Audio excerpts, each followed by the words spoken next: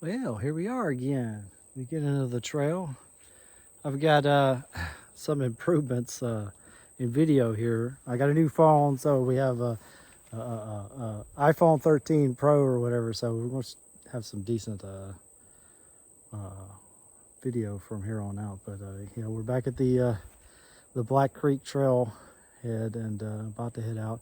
I'm hoping to make it back to. I can't remember the name of that creek that we stayed at Saturday night before we walked in on the last day. Walk back. I think I can make it back out there today before sundown. At least that's the goal. We'll see how it goes. So I'm going to do just like a little bit of walking here as we go. Let me switch the phone here. Yeah, so we need to switch. Apparently, I can't switch cameras while recording. Can I? No, I don't think so. All right, so let me switch back to the front camera and get you.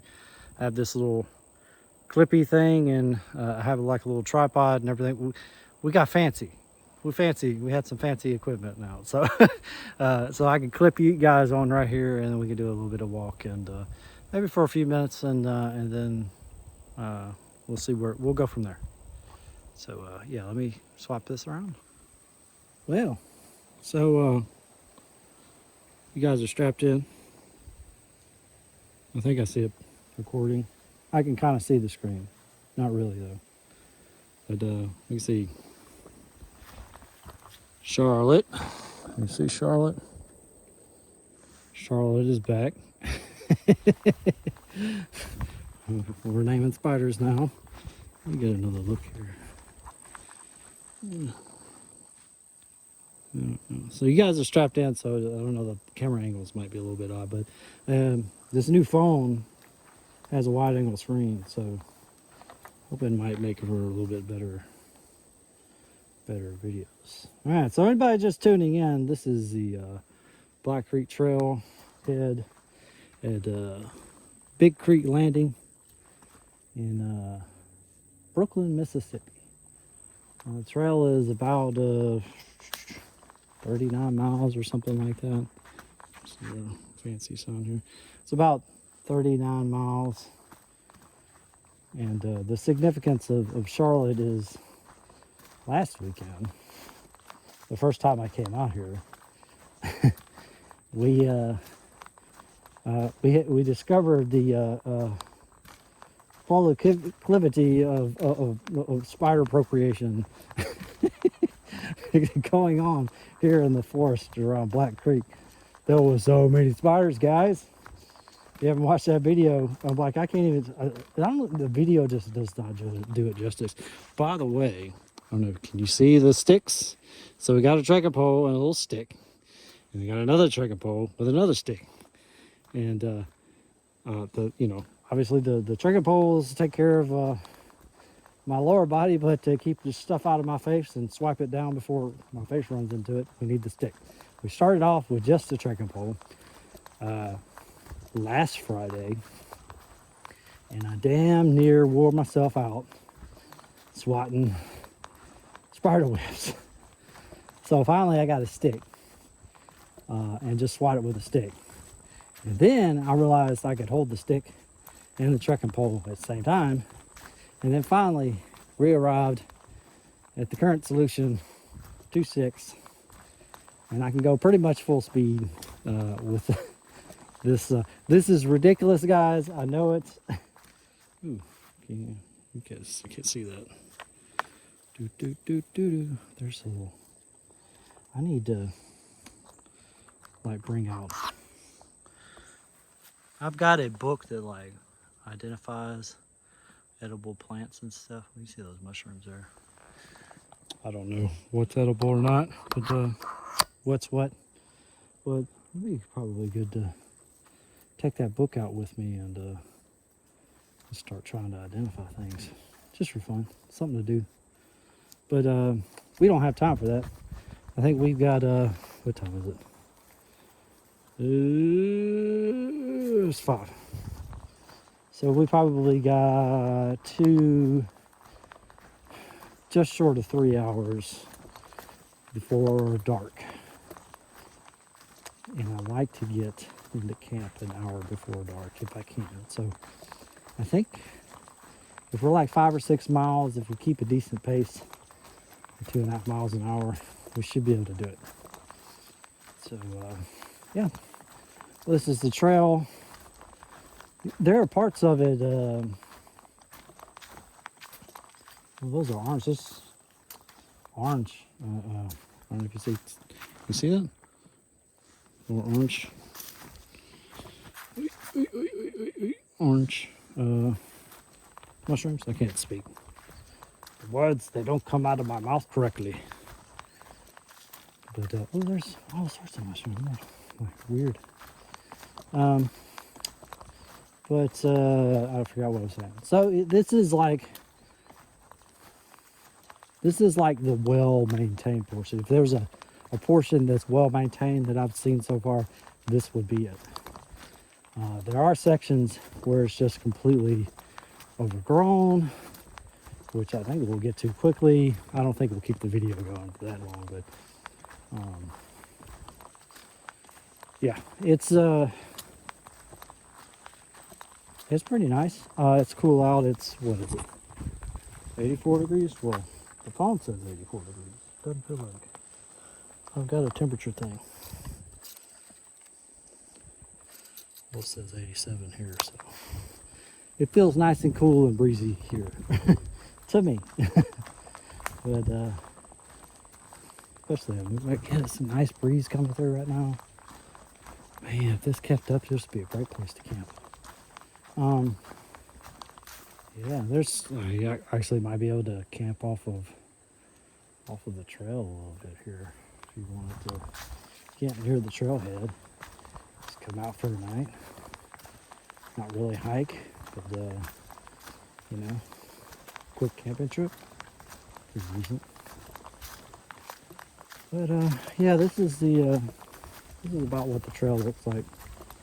Blazes. Pretty decent frequency. There are bridges. You'll see a bridge coming up.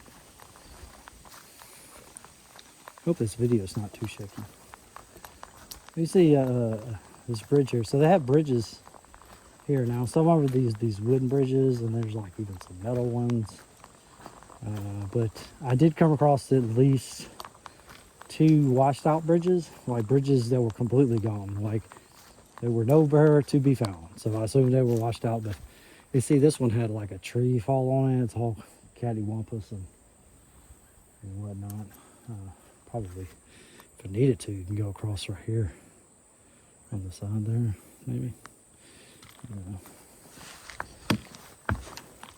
I mean, it's just sturdy. It's not going anywhere. It feels sturdy, at least. See, we're getting a little overgrown around here. It's kind of, I don't know, we might make it to an overgrown section so I can show you. But then, you know, there's overgrown sections, and then there's stuff where things have like fallen around. So sometimes when I lose a trail here, you just got to look for where there's some like cut logs or something. Maybe there's an obvious direction that the trail should be going, and it's not. It's probably because something fell in the trail. It just isn't immediately apparent where it fell. So you gotta have a little bit of head to you, and if you can, have a GPS map or whatever. All Trails has a map that should be able to get you back on course. You see, we're getting a little overgrown. It gets a lot more overgrown, like you can't see the path at all. I'm hoping they maintain the trail. Like the internet, rumor mill has it that they've maintained the trail twice a year. I'm hoping they'll at least do it before the fall, because I did see a lot of comments about how nice the trail was, but they all seem to be fall and winter hikers. So I'm assuming that it just gets overgrown, and you know, they just give up in the middle of summer because it's so hot. And you know, most people aren't going to be out here unless they're an idiot like me in the middle of the summer, Mississippi summer. So I don't know. I'm hoping that I just see that this is about as bad as it gets. And I'm hoping that's the case. Anyway, we've been babbling on forever. Probably don't want to see this anymore, so we'll just cut the video here, and I'll catch you guys a bit later on down the trail. Hey, just wanted to do this really quick portion here. There's a part of the trail that has this stone paver in it. So you can see it's not really well maintained, but yeah, it's strange that it's just out here. It's just like so random. I'm like, did somebody donate all of this, or what's the story here, right? Oh, by the way, we did the first creek crossing, and by creek crossing I mean crossing without a bridge. The one where I got my feet wet last time, and yep, feet wetter again. We fell in again. I couldn't figure out how I got across from the other way. I think it's easy to come across from the other way, but not easy to come back up. Plus I've got these damn sticks there. They're actually causing trouble in certain sections because I got to hold on to them. Well, I want to hold on to them because I don't want to have to dig up another stick. But they also get in the way of things. I'm like, I had this like idea that you see how things get kind of overgrown. I have this idea of like having an attachment that you could strap to your trekking poles, and it's just like a little fiberglass whip line or whatever, and all it's there for is just to get rid of like spider webs and stuff. Super light, it'd be nice and floppy. It doesn't have to be. And I'm just wondering like what material could I use? I think fiberglass might do it, but if you bend fiberglass too much, it might break. I'm just thinking out loud, like what do I know of that exists that would be easy to, mess with and maybe try out. Anyway, yeah, we're about 2.5 miles in. I think we got about an hour till sunset. Not really making great time. I'm being a little sluggish, or I just didn't underestimate how long it took me to get back last Sunday. So, but I don't know, Siri's saying something to me. She's saying segment 13 marked. Very strange.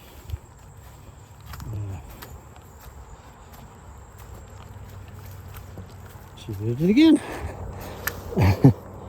And we just, there's a spider. There you go.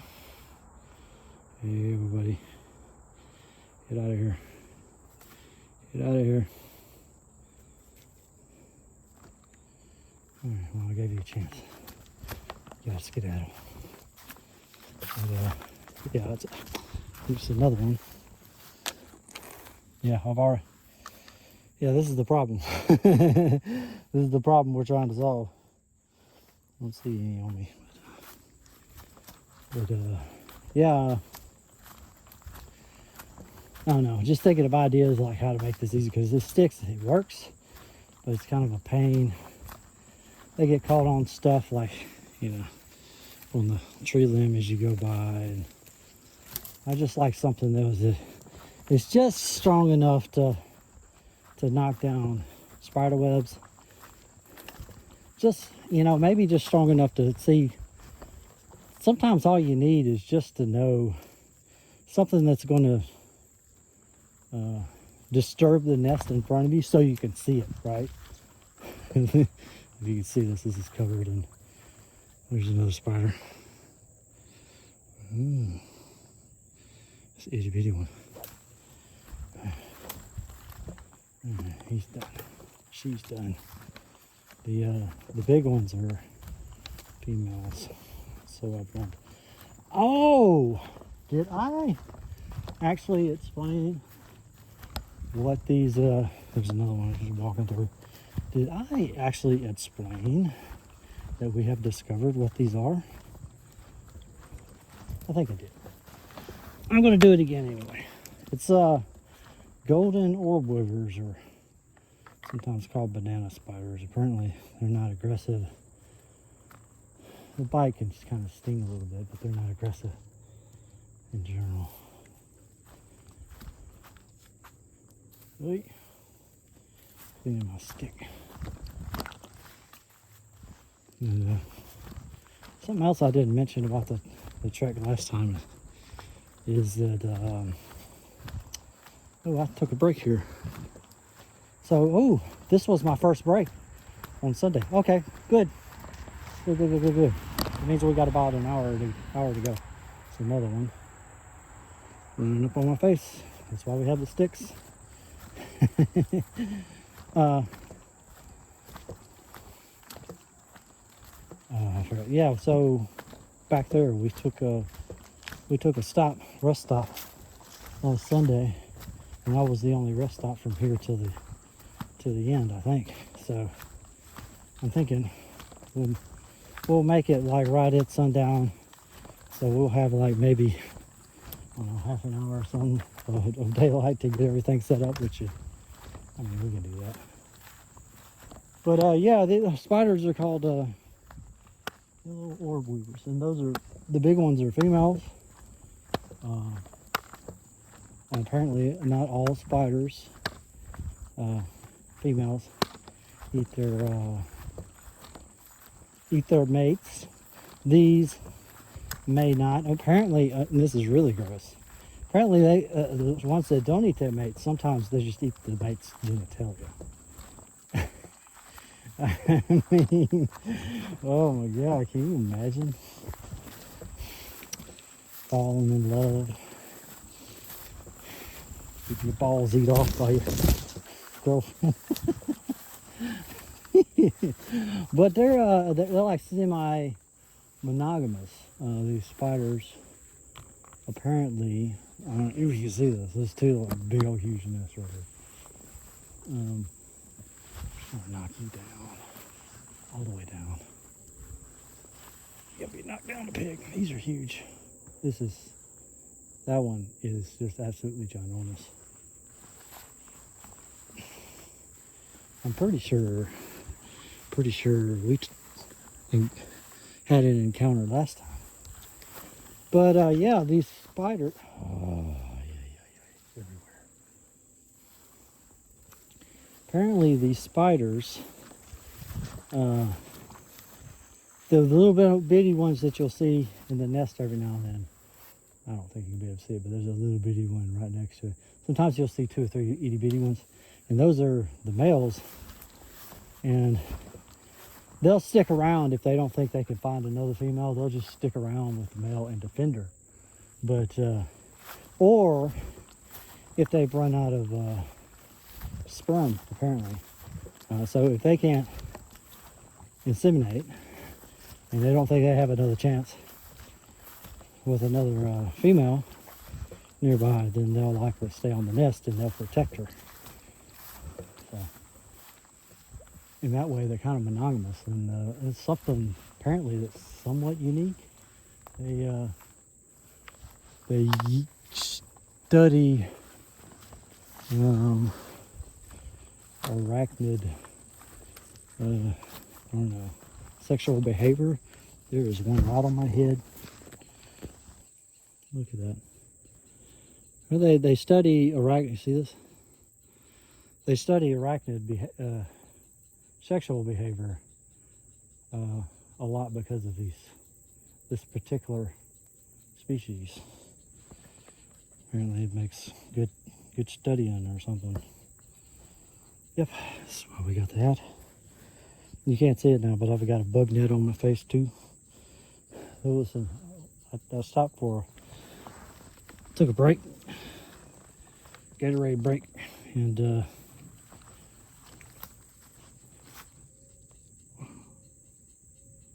Why does it keep... What the... Oh, something on my phone is causing some sort of segment thing. I don't know. Something... I don't know. Can I just... How do I disable touch on the iWatch?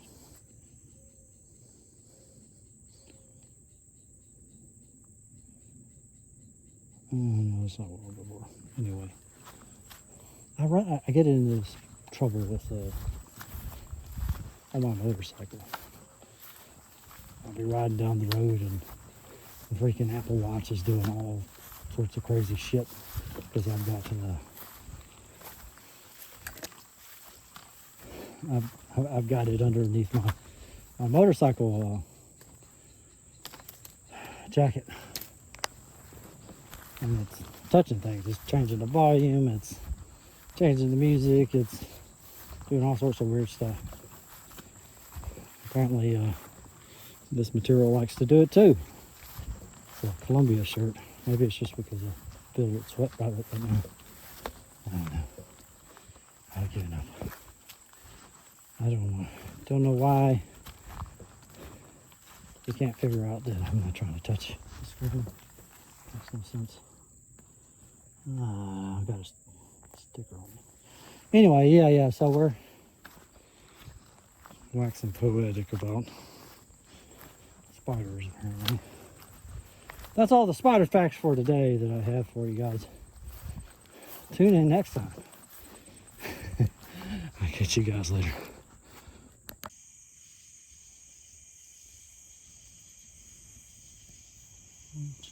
We made it to camp. Just making dinner. Gonna try these Next Mile meals, chicken and broccoli. This is a freeze-dried meal, but Next Mile in particular does like low carb, keto stuff. I think that's 9 grams of carbohydrate.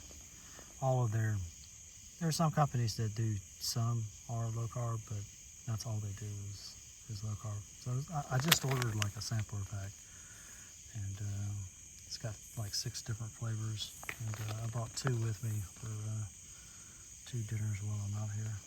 But yeah, you just boil up some water, pour it in, stir it, and wait. And, that's what we're doing right there. Trying out my alcohol stove. Just for fun. It's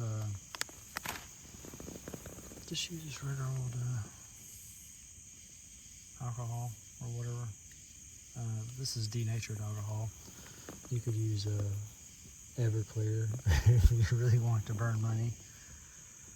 Or apparently you can use isopropyl alcohol. That's a little medical white bottle alcohol, but it like burns really city for some reason or the other. 70 and the 99%, I got both, and it just left it all over my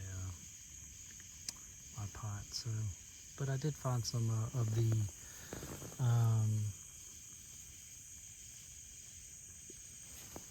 whatever you call it, it's the Painter Supply or whatever. Alcohol. It comes in a green can. You got to get the stuff apparently that says it's green, and in particular, this one in particular actually says it's good for alcohol stoves. So, but because otherwise you get some others like isopropyl alcohol. It's really freaking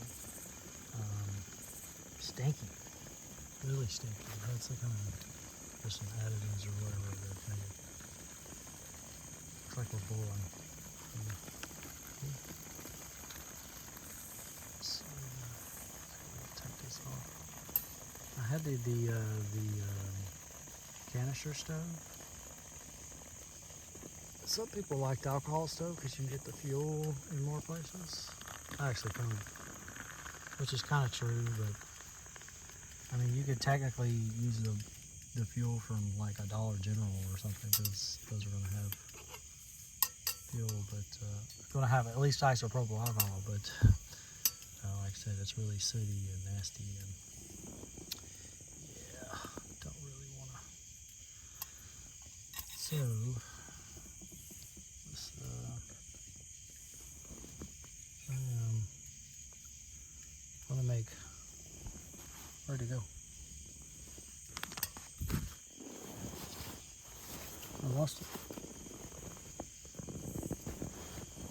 I have hot chocolate around here somewhere. I'm going to make hot chocolate as soon as I find the package. But yeah, it's just really simple.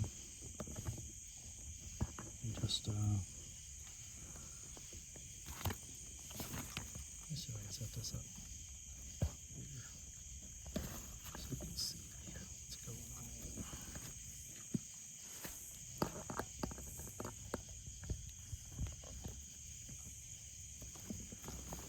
Yep.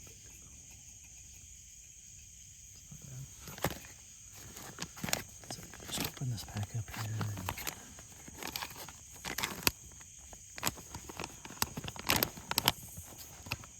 There's a little desiccant thing.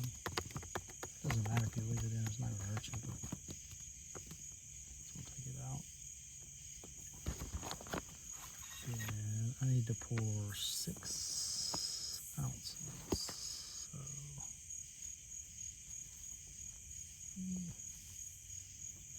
I want to use the side thingies here.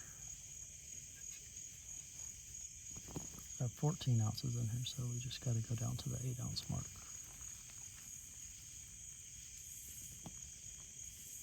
And that's 12, I think. I think that's 8.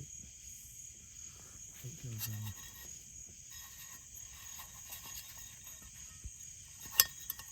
Goes in my little cup here. For hot chocolate. Yeah, just one bowl, and we made dinner and dessert. Where did I put that package? Squirrel stuck in here and stole my hot chocolate. That's what happened. Oh yeah, I gotta get my spoon out so I can stir it and close it up.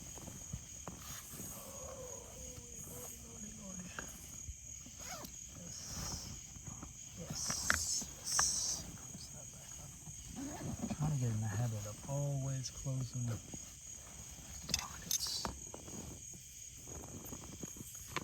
Yeah, we just stir this up here. Ooh, smells good. You know, my I had the All Trails app, and I actually subscribed to it, like the year subscription or whatever. But I found it just burns through my batteries so quick. So I've just been like using the regular like exercise workout thing for the iPhone. And you guys couldn't even see that, could y'all? Yeah, you saw it. Okay. But even the exercise workout thing will burn a lot of juice. So I was trying to, I put it on the power saver like it said to do. And I don't know, I don't think it was accurate, because it says it only went 3 miles, which is absurd. Okay, it's at least 5 miles that I went, at least. It didn't take me 3 hours to go 3 miles. Yeah, we got here at, after dark. Let me see here. Stir contest still, let's for 10 minutes. Use caution. So yeah. So start a timer, and y'all are not gonna wait for that, but yeah, this will be dinner. And where is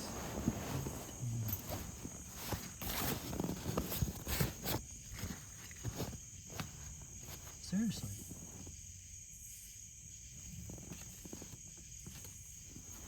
Where did my hot chocolate go? Oh, there it is. Woohoo, Sweet Miss. I tried finding a sugar-free freaking, but most of all the thing I had was like no sugar added, which means nothing. It doesn't mean a goddamn thing. Yeah, I was trying to find sugar-free stuff because I like sweet stuff time to time, and I know the keto purist and whatnot will say, well, it gives you a sweet tooth. I'm like, no, not really. Just sometimes you need a treat. Might as well have a sugar-free treat. Another good thing about sugar-free treats is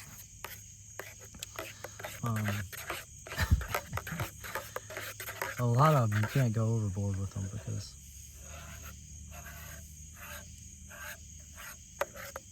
because they'll give you the runs, right?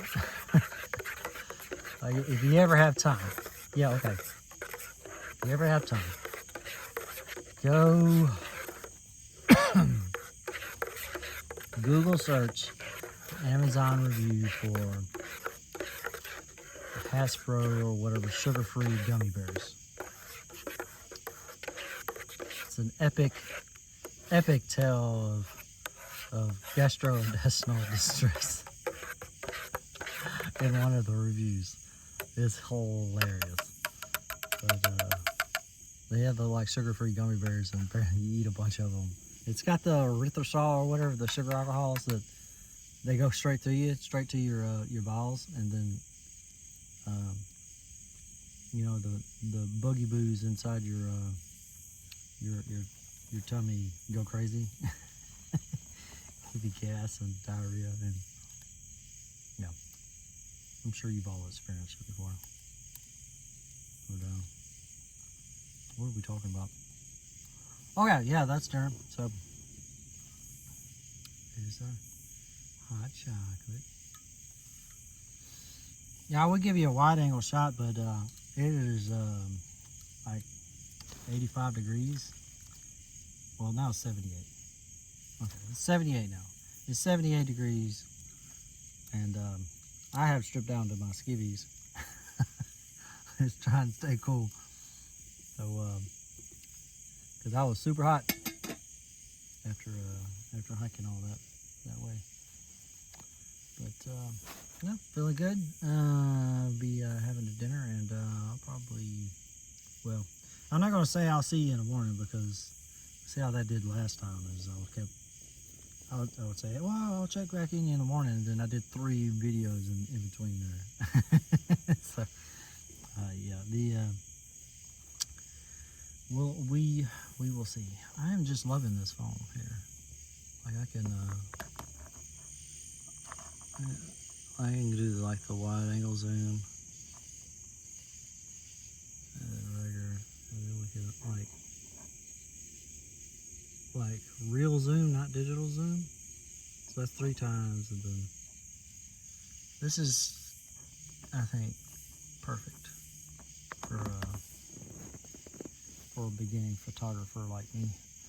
I was debating getting a camera for a long time. I was like, no, I'll just get one of these fancy iPhones, because they're going crazy with the phones right now. So the camera's on the phones right now. So let's see if it'll do. And I've been thoroughly. This is the 13 Pro, and I have been thoroughly happy with it. But anyway, I will see you guys later.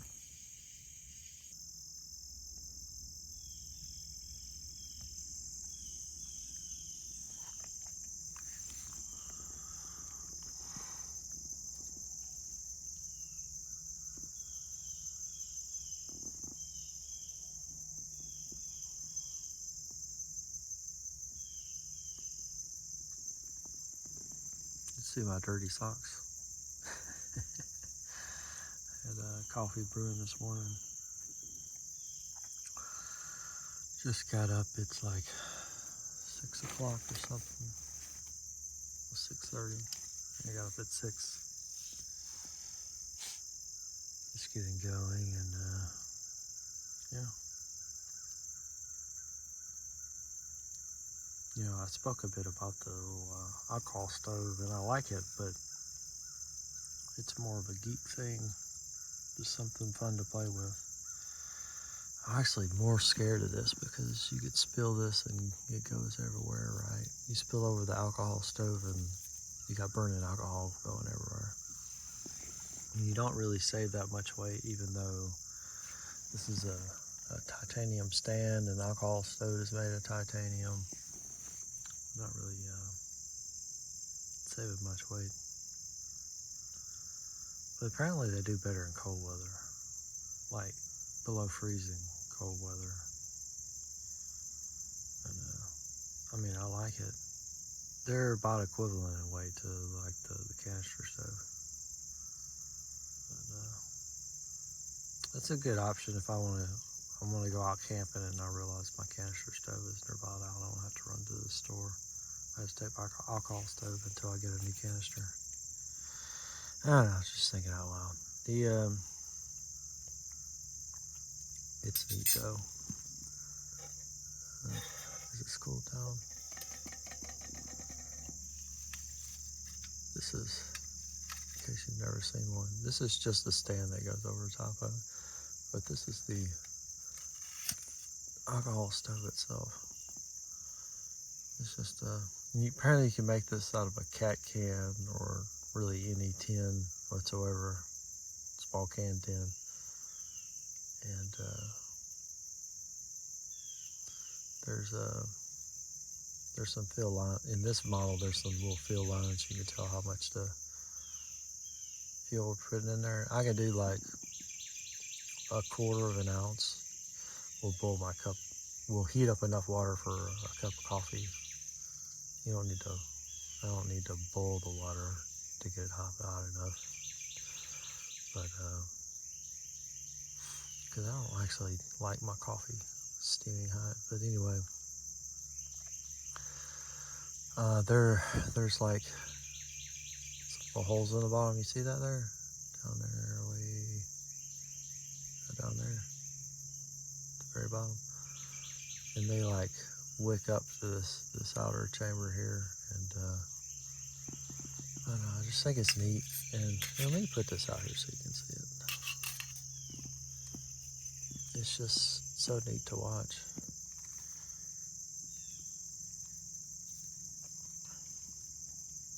And they like prime, and you think, oh, okay, well, we're just burning alcohol. There's nothing fancy going on there. But it's actually, the heat of it starts vaporizing, and it starts acting more like a gas stove or whatever. Let me see here. Maybe I'll do it with this one hand. Here we go. See, the flame's really blue. That means we're using the right alcohol. But we'll see it kick up in a minute. It'll prime. It'll start vaporizing enough. Yeah, and see that outer flame got lit as well. Let's see if I can get here without. Yeah, you see it coming out the outer flame as well.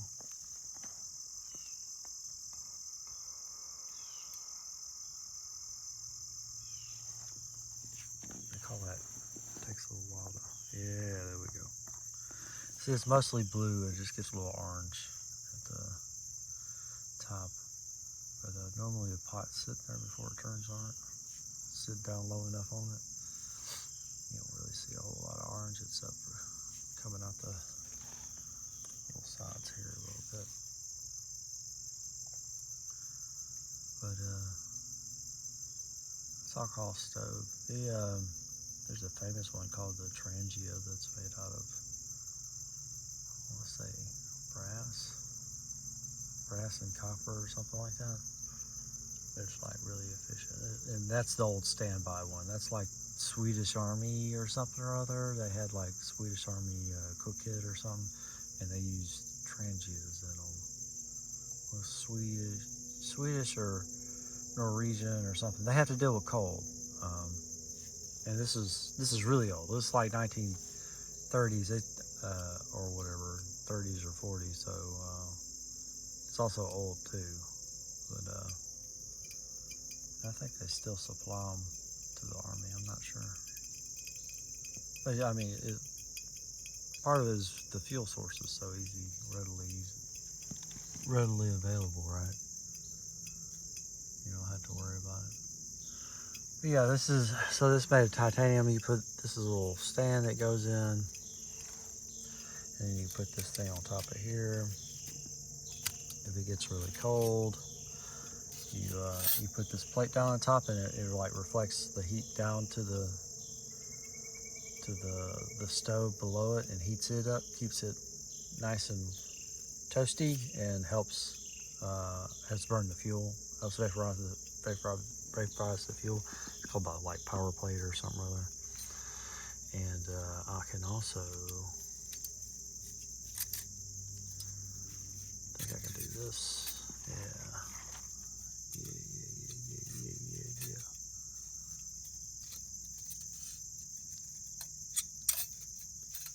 And do this one-handed.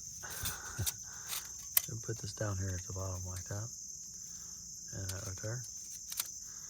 And now I can do a wood stove. I can do like little twigs and stuff. Break off little twigs and put them in here and have a little wood stove. Or they make the little Esbit tablets that apparently stink. I've never used them before. Apparently they stink to high heaven, but it's also good for like an emergency cook source because they're fairly inexpensive and stable.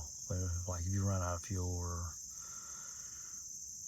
whatever, you can't cook with anything else. You can always cook with a little Esbit stove, and you just put like a little tablet down in the bottom, and it'll burn on the little tablet. Anyway, I don't have any Esbit tablets. So I've never tried it before. I don't think. And there are some other forms of cooking. There's like similar to like Esbit. I think there's like this gel fuel or something. Like little tins of gel or whatever, like little, I don't know, dipping packets full of gel. But yeah, I was just geeking out on gear, whatever, cooking gear, something fun to play with. This is made by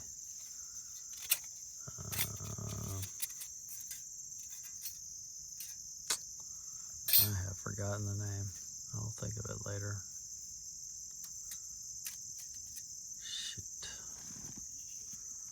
Wait. Yeah, I got this from Vargo. This is Tokes. This is the little stove.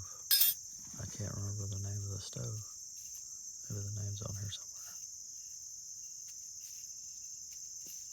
It's still warm. But that is one thing about, cool about the titanium is it cools down fairly quick. You can see we were just cooking on it. I'm already touching it. I don't. Evernew. There we go. Evernew titanium. Made in Japan. Yeah, that goes down in there. This flips upside down. Goes down like that. This goes down like that. And that goes into there. And goes inside and it all packs up relatively compactly. Yeah, I'm gonna enjoy my coffee and my jerky. I'm doing this Duke's original recipe, smoked shorty, and they're good. They taste like Vienna sausages. It's really odd, but it's pork. I only have beef. Maybe that's the difference. Is that it's pork sausages or whatever. That's why.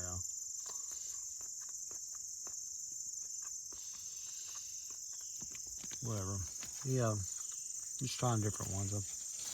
I like half a dozen different types of sausage style or link style jerky because it's got a lot of fat in it, which makes it efficient to carry for hiking. Anyway, yeah, this tastes like, that's really good. It doesn't taste like it's like loaded down with stuff or whatever. It just tastes like meat and some spices, you know. Nothing too fancy. Tastes like, but it tastes like, yeah, it's the best description is it tastes like Vienna sausages. Very interesting. And no, taking Vienna sausages out camping would be terrible because it's super heavy. You don't want anything but water as much as you can help it. Anyway,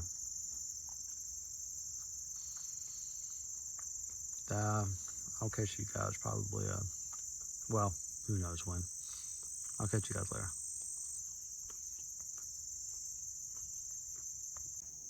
Well, I knew that was a reason why I didn't want to have much strapped to the outside of the pack, particularly the back, is things can fall off. So I got like a whole bunch of like clips and like positively lock things that so it doesn't work out, it doesn't fall off. Anyway, long story short, we have lost a sock. I had them clipped on a little in gingy. So this is my fresh pair of socks for today, and they one of them fell off. So luckily I have a spare set in my clothing bag that was reserved for sleeping, but now they're hiking socks. So at least for half the day, there will be hiking socks, and I'll swap them out up to the rest of the socks here.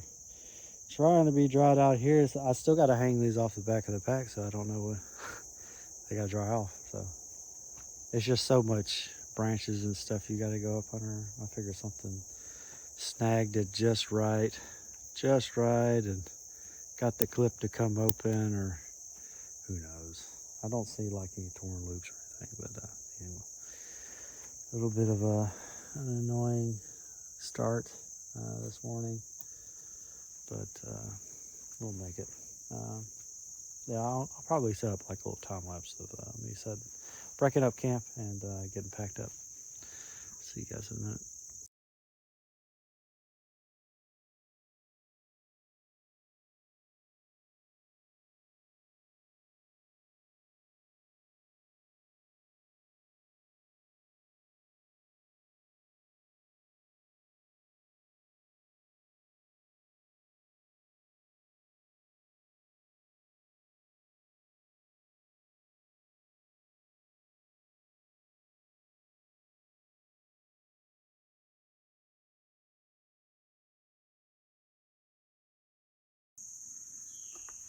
Alrighty, well,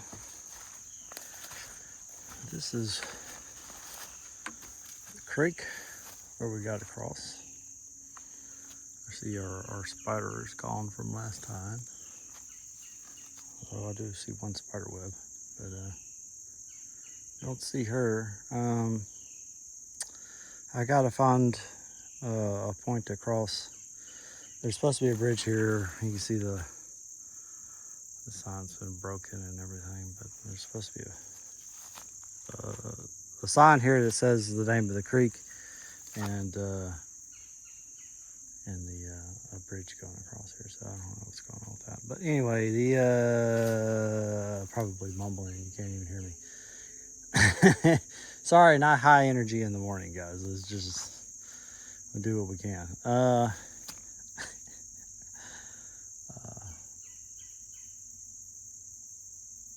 What's the name of that comedian? Tommy Tomlinson or something. Right? One of my favorite new comedians right now. This young lady, Tomlinson or Tommy Thomason or something like that.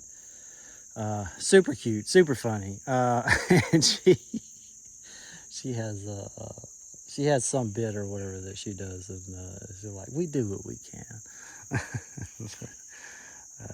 It's a joke nobody's going to get, but I'm like, it's about parents or whatever. Parents are not amazing, but we do what we can. Great stuff. Check her out. But anyway, we got across here. Normally, let's just scooch over here. Normally, the way I get my water is I come from here.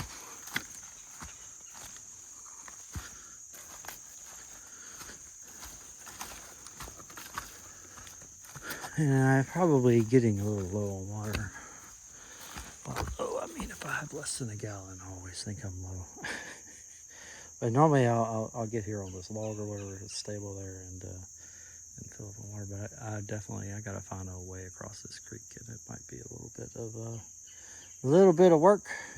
Either that, or I'll just take my socks off and stomp through it. Anyway, I'll catch up with you guys in a minute.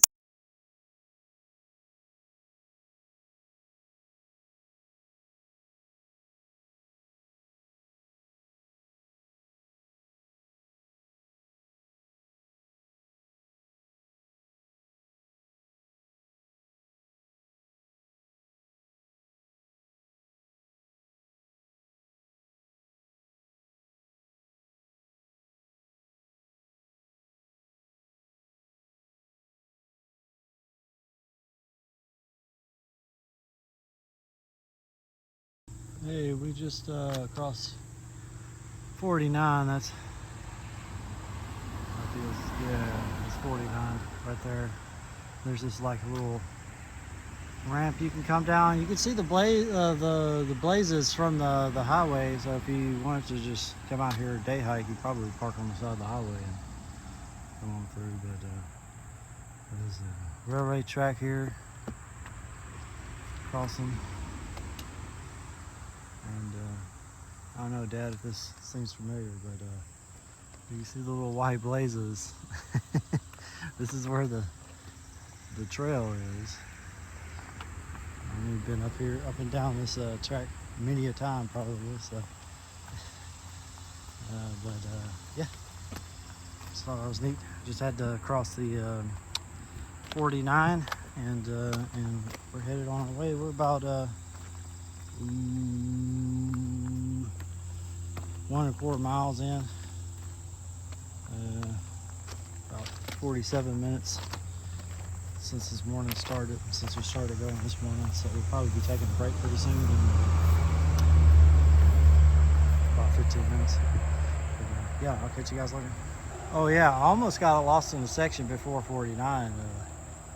There was a little bit of road that you had to travel down, and then the blazes you couldn't see the next blaze from the current blaze. And so anyway, I had to get the All Trails map and try and figure out where the thing. I almost went down the wrong trail, but it was all overgrown. I was like, what is going on here? Anyway, blazes aren't too great through this section, but it was not obvious. Trail crosses Highway 49, as they make that clear. But I could see the blaze from across the highway, so I'm thankful for that. And, yeah, this is the next section, and away we go.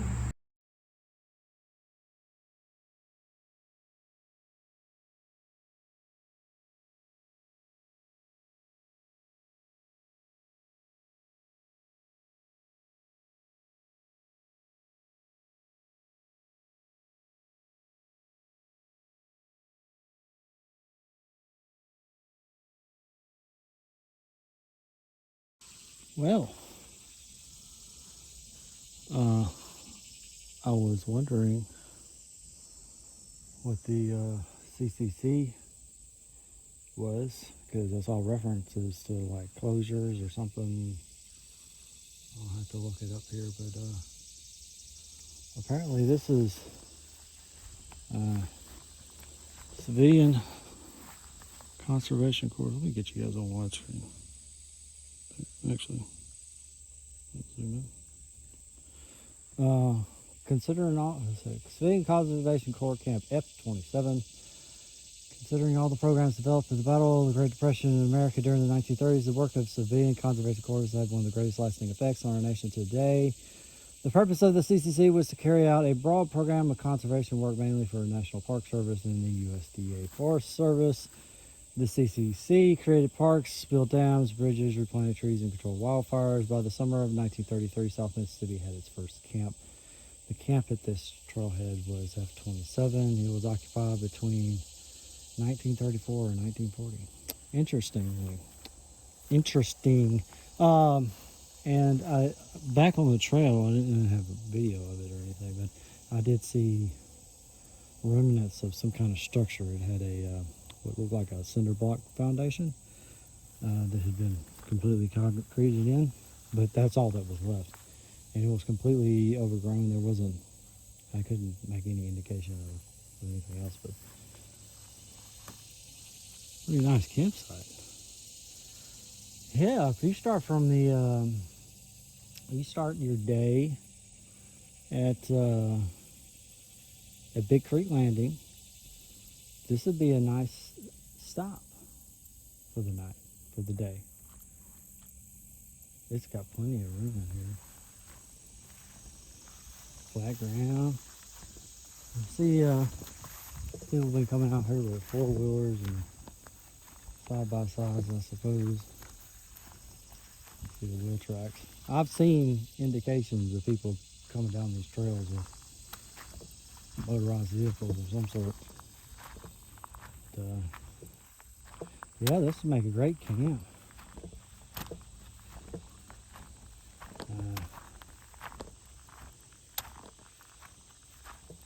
I wish this had come later in the day because I could have did my midday camp.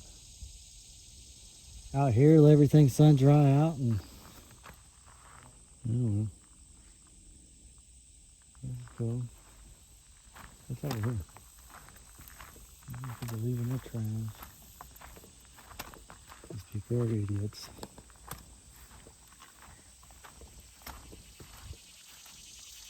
All the trash hanging around the house. I don't leave trash out here in the woods. Just don't understand it. I wonder if this is some kind of access road.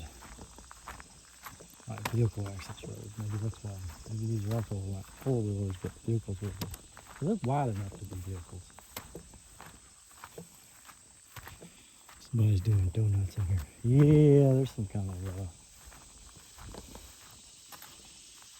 of something. Yep. Okay, there's a road right over there down to the thingy. And I apologize if I'm not getting the screen exactly right. Oh yeah. Zoom out. Apologize I'm not getting the screen exactly right. It's I got this thing camera with the tripod with the camera on it. It's strapped to the one of the pack straps, and it's very close to my face. I can see enough to like operate the controls, but I can't really see the screen all that well. It's at a steep angle, really close. And I'm hoping all of this turns out. But interesting, yeah. It's like a great little campsite. Yeah, this should be like the goal to finish up. And I might have to. You'd have to probably start at like lunch to leisurely get here. You could like book it if you like started at like 2 or 3 maybe. You might be able to make it out here. I don't know. Some people will probably be way faster than me. Almost certainly. But man, yeah, this would be a great campsite. But all right, yeah, let's get on down the trail and I'll catch y'all later. This little road here, it's kind of in the middle of nowhere. I did double check the status on the forestry department or whatever.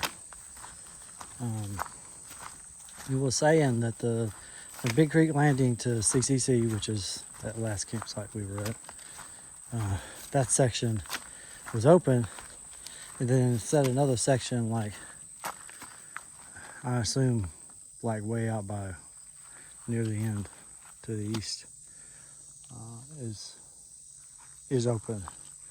But they have like directions, like they're using like the names of the roads, like Mississippi 339 or whatever, and it's the road names are, they have road names. It's not unnamed roads, just numbered roads. So I think it's maybe old information or something, because I've been hiking through here and it's been just fine. This isn't the trail here. This is just some kind of place where somebody dug out or something. I don't know what's going on here. The trail's over. You can see the whole sign over here, I think. And we're gonna sit down and take a break. It's been about an hour. Standing break. Actually, no, this is 2 hours, so I need to do a sit down for maybe 15 minutes. Try not to go too hard. It says this thing says I've only done 3 miles.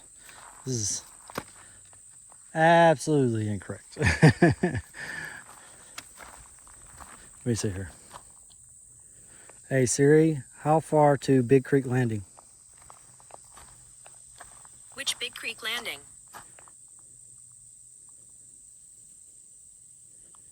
Oh, really? Or Siri can't figure it out. Google can figure it out. Takes you right to the first result. Oh, whatever. Anyway, it's probably getting close to 10 miles, I would assume. I don't know. Well, anyway, yeah, well, I'm gonna take my pack off and maybe drop these right here. Oh, take my pack off and take a break, and I'll see you guys down the trail. Oaky Hill Slope Forest. Well, it is mighty slopey in here. Is our ever-present thing. A better look. Can it focus on it? Let me try to do the focus thing. Zoom. Nope. Just doesn't want to do it.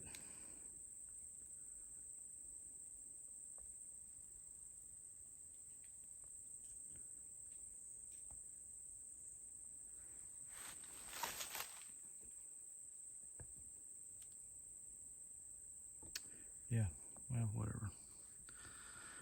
Oaky Hill Slope Forest. So, famous last words.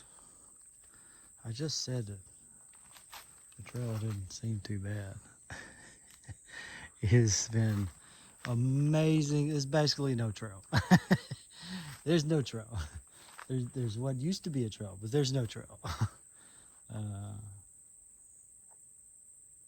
So yeah, we'll see how it goes. I'm hoping I could just keep trail blazing and it'll be fine, but we'll see. We will see. See you down the road.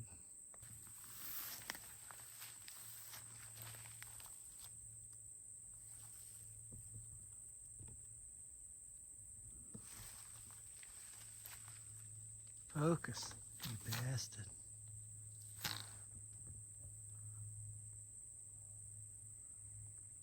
Just won't do it, will you?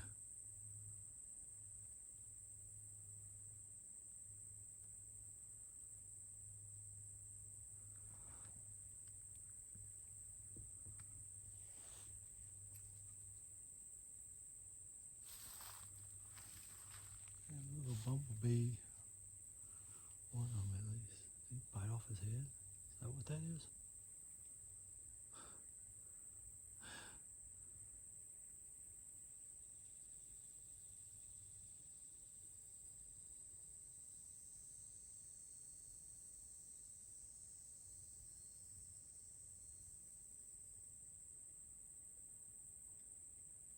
Pretty cool. So weird how that look is using his feet and everything. You know, I read the Wikipedia said that they don't silk their.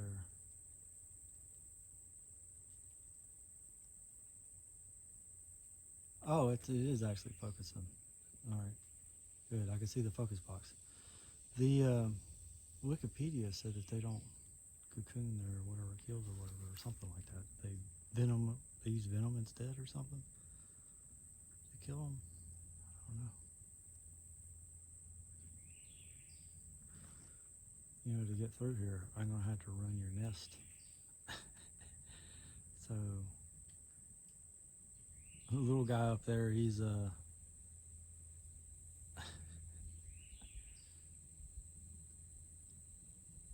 jeez. The little guy up there, I think he's trying to fix the nest or something or other, but he's just so useless. So tiny. I don't think that's a male though. I think if it's a male, it must be a really small one.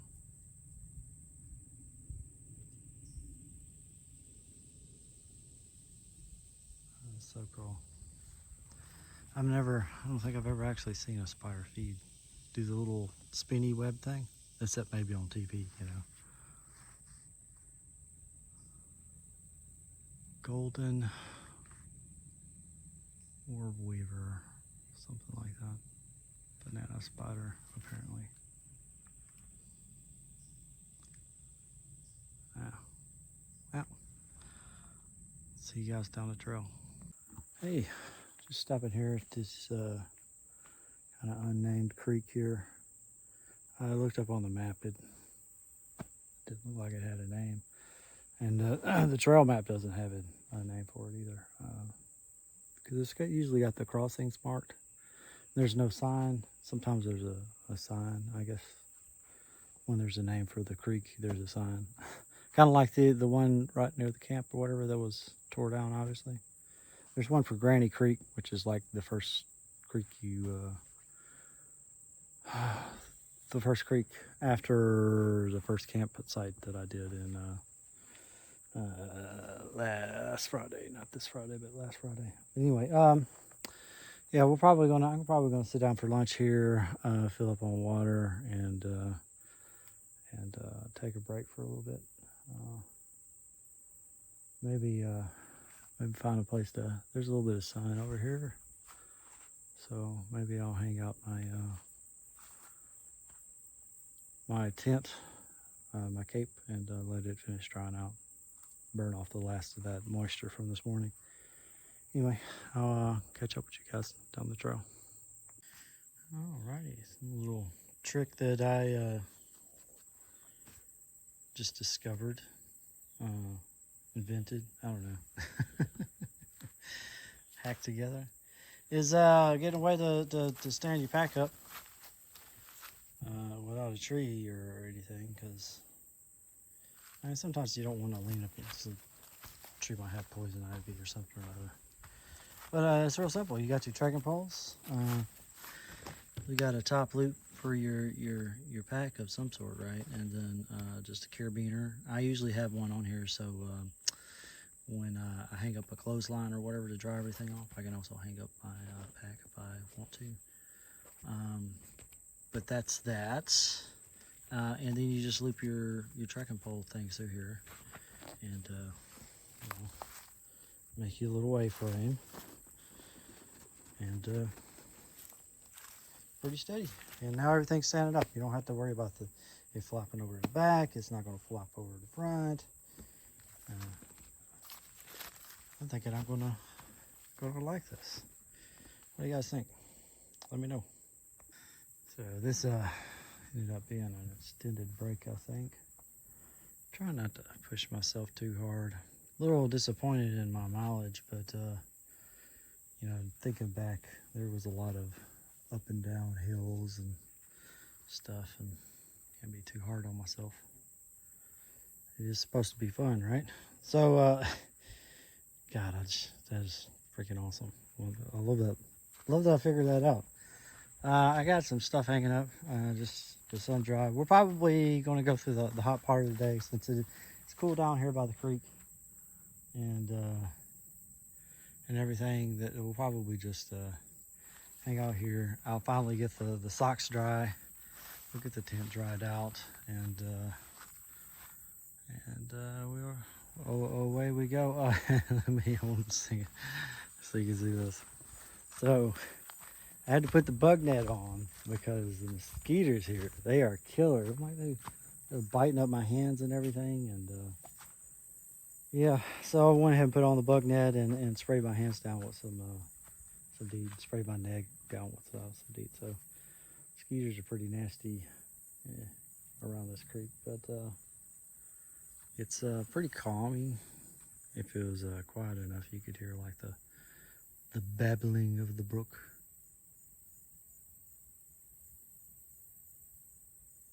Yeah, you probably won't be able to hear it, but some running water. I gotta do a water refill too. And since this is running water, I haven't seen the last couple of creeks that we went through. Wouldn't really call that running water, so we'll fill up here. And I was looking ahead on the map, and not sure exactly where I'm going to stop, but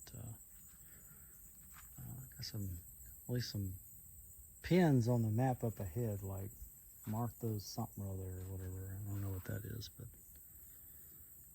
it's not much details. Anyway, I'm babbling. I'll catch you guys down the trail. Ooh, little stick man.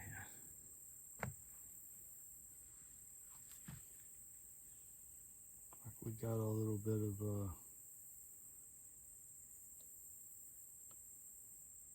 hot stick man on stick man action.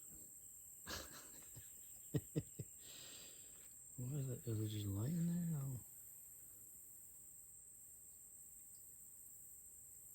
It ain't moving or nothing.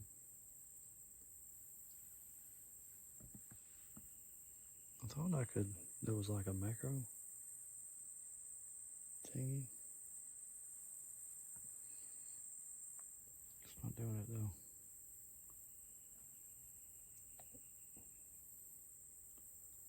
Still. Pretty good pictures. You do the zoom and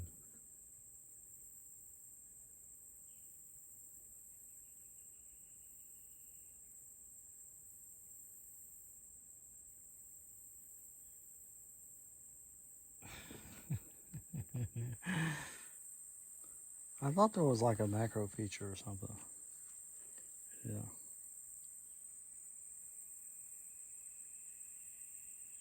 I can't remember how it works. Oh, did it automatically do it? It's one time.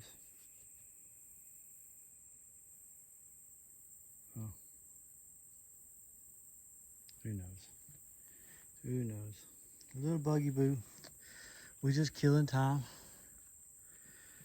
Let my feed air out. Drying all the socks. So pissed. I lost a sock. It's a nice sock too. And Gingy toe socks.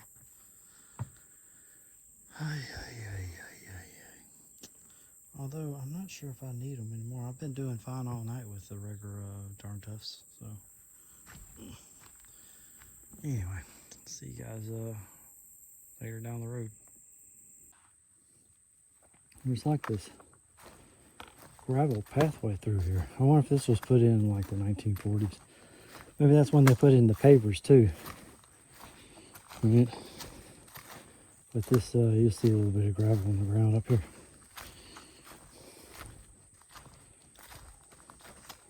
Like railroad track stone or whatever you call it. It's Interesting. So there's a few pavers back there, but there's pavers here. I don't know if you can see that or not, but there's another paver there. So I guess they put the stuff over the pavers. This is kind of boggy all through here, and so guessing they did that so you didn't have to walk through a bog. But yeah, it's actually because it's got that rock here. Not a whole lot has grown up like right directly in the path, so that's nice. I really wish we could get a nicer trail out here. I grew up in Macomb on the summit, and there was a state park called Dixie Glen. It was fantastic. It had this walking trail that went all the way around probably a couple miles, several miles to go all the way around, and we used to hike that all the time. Not backpacking, just just walking and hiking. But there's nothing like that around here. This is apparently the longest trail. This Black Creek Trail is the longest trail in Mississippi. As we have seen, it's really poorly maintained. I wonder if there's like any club or conservancy or something or other that helps. Ooh, what is that? Do you see that? Let me change some.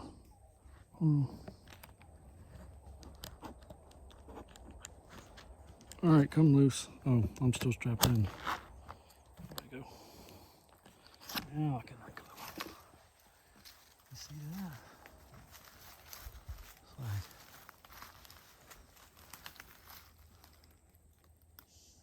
died up here. Can you see that? All right. Throw this down. This requires two-handed operation. It's the spider, like all dried and desiccated and fungusy. She got some kind of fungus or something. Yeah, this is a remnant of, this was an orb weaver. Because I can see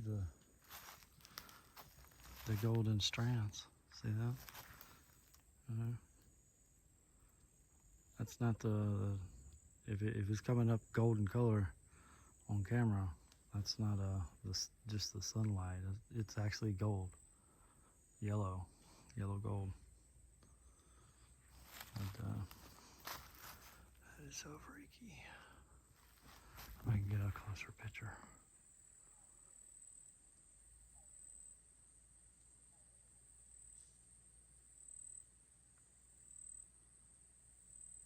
Nasty, right? Alright, well, we're having a good old time out here.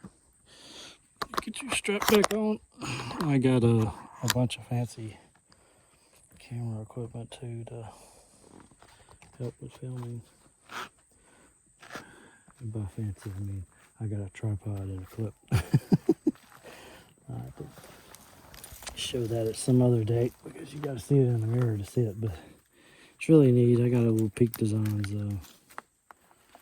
shoulder clip that all the YouTubers use. Actually, I saw it.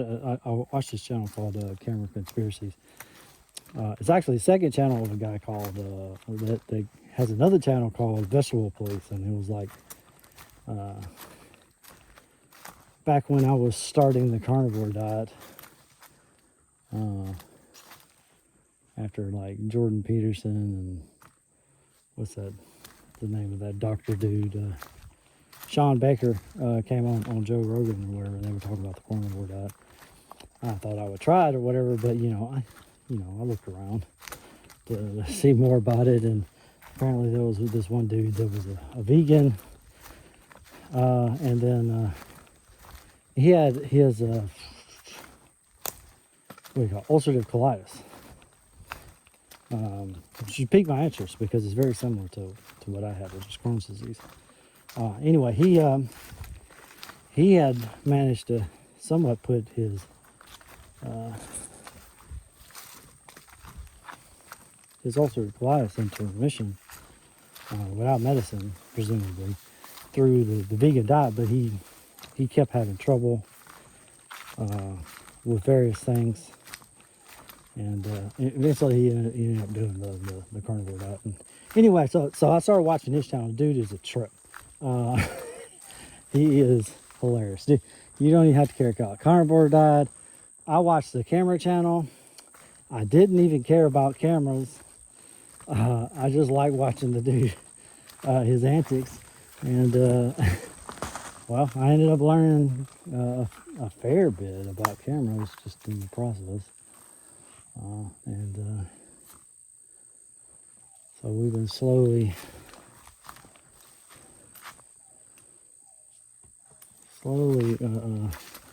learning as we go, and I have always been I have made a conscious decision that I'm not going to go like full on camera.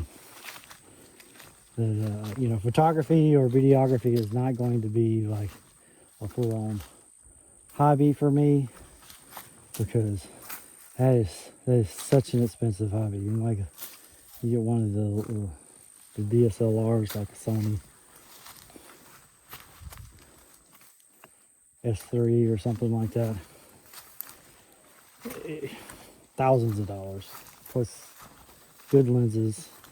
Good lens, you need multiple ones of them, and each one costs hundreds, even thousands of dollars. I was like, nah. But I did need a new camera, and I was like thinking I was going to get like maybe a ZV-1 or an EV-10 or whatever. The ZV-1 is like their Sony vlogger style thing. It's got a little flip out screen and a zoom lens built into it. It's like kind of integrated. It's vastly better than your usual phone camera, but especially mine. My iPhone 4S. This is before the phone camera wars started. So I had 720p front camera, and so I always tried to do things with the back camera, but I couldn't see the screen. Anyway, I was looking into get a camera for like the longest time, and the EV10 or whatever it's called. Actually is was it ASP or APS or something? Yeah, APS. I don't know what it stands for, but it's a size of a sensor or something like that. And lenses to match it had to be made it. So it's a APS-C camera. I thought that would be a decent beginner, because even if I upgraded the camera later on down the road, I would be able to still use the same lenses, because all of Sony's lenses are interchangeable, at least physically. You can screw them in. So anyway, but that was several $100s just for a camera alone. And then if I got the EV10 or whatever, then it would be several $100, maybe a couple $100 to get the lenses that I needed. And I was like, and I kept having this phone issue. I was trying to be a cheapo, and I like the small form factor phones. I just like to being able to touch the whole screen with one hand without really straining. You can get your thumb all over the screen. And that was the iPhone SE for me. It was perfect, the perfect size. Then, but I've had that thing, of course, since it came out, which was like 2014 or something. It's 8 years old or something ridiculous. I changed out the battery recently, and ever since, the battery needed to be changed out, but ever since the screen was wonky. It didn't really capture my touches correctly and stuff. And apparently the little connectors in there are like super duper delicate, and it's very easy to, get a little piece of dust in there or damage it or whatever. Anyway, apparently I screwed it up, and although the battery worked and the screen worked most of the time, it worked just enough most of the time that I couldn't justify getting a new phone.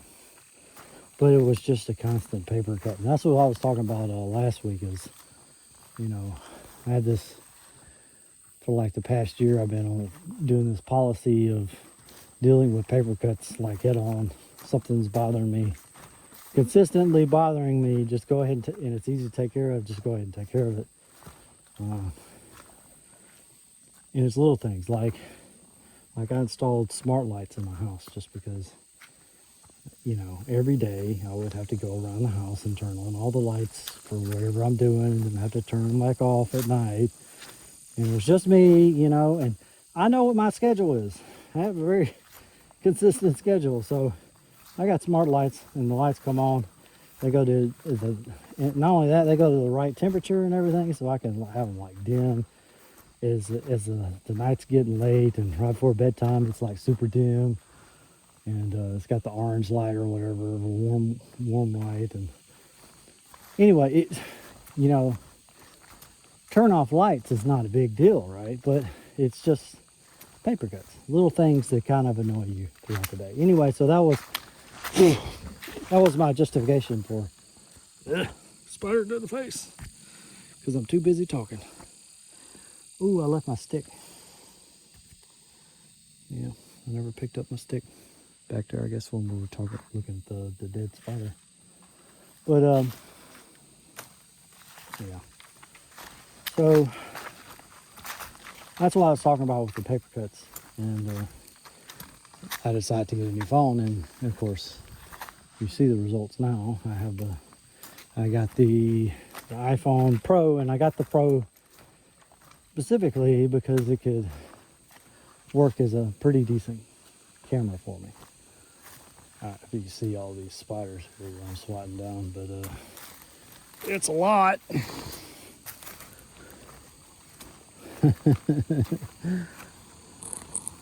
We got traffic coming through. Say hello, people.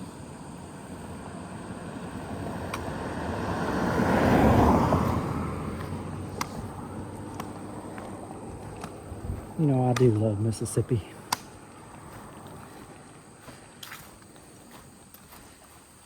Now, I ain't saying I've been everywhere or fancy places for a significant amount of time, but the impressions I've had from going to San Francisco or in California in general, and I hate California. Weather there is fantastic. If you've never gone to California to visit, you should go to California. There's a reason why everybody wants to live there. Oh my God, that San Francisco area, San Diego area weather is just phenomenal. But anyway, yeah, but the people are just not as friendly, You just, they don't seem to be. They're too busy, You got to make that the buck to make rent, because rent's $3,000 a month, which is ridiculous.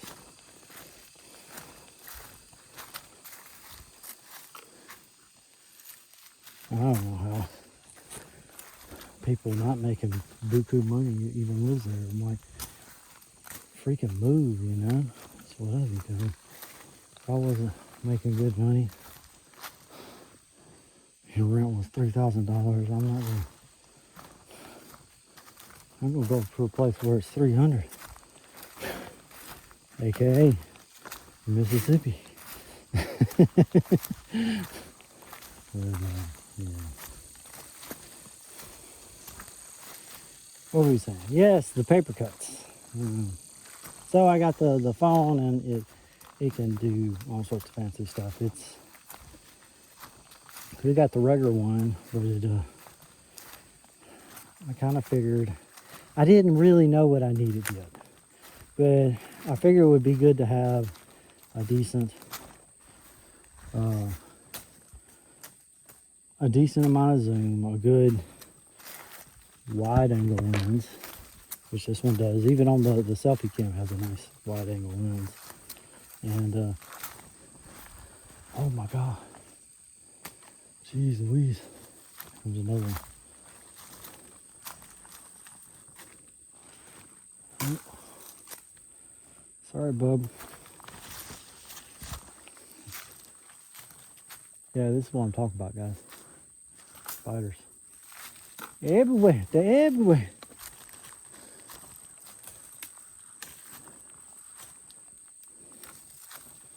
Yeah, they call in the street. Boogity, boogity. Why that pop? Oh, everywhere, everywhere. That's where that comes from.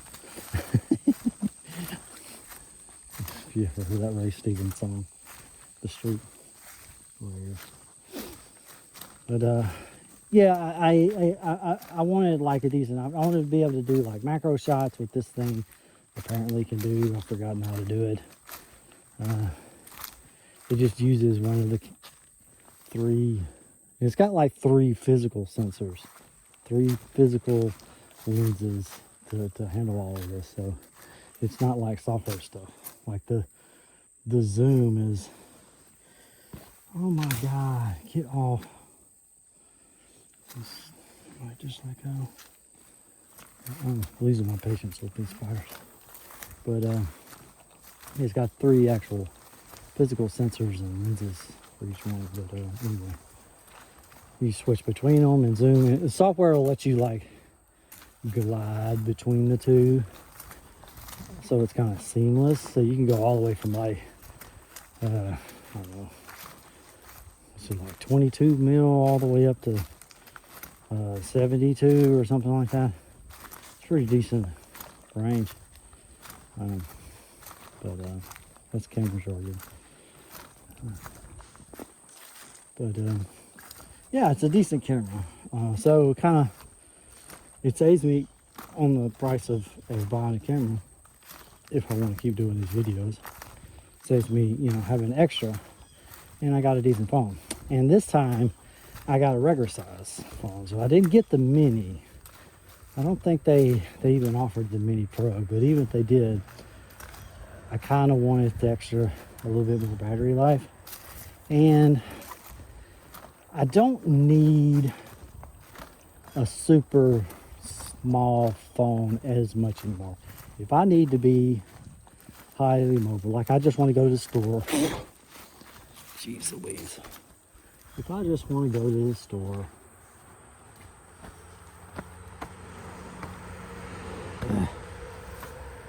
to the face. That's what happened about my Spider 3000. We got this road coming over here.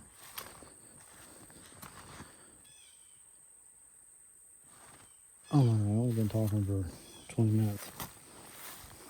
Jeez Louise. But yeah, I forget what I was talking about. Another one, and another one, and another one, and another one.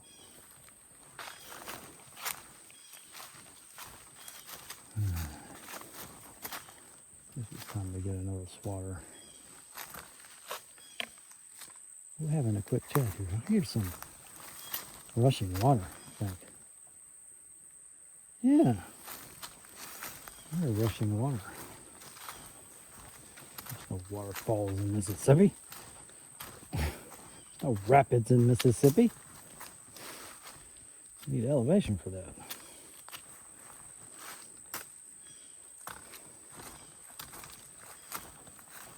I surely do hear it. And we're gonna find it.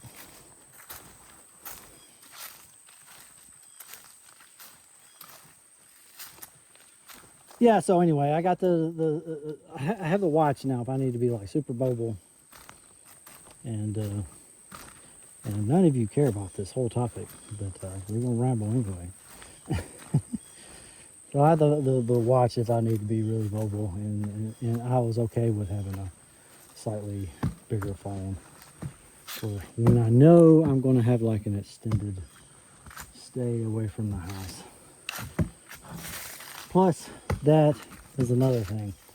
The SE, people weren't designing their websites for such a small screen anymore since it was so old, and there's no phones that are that small in production anymore.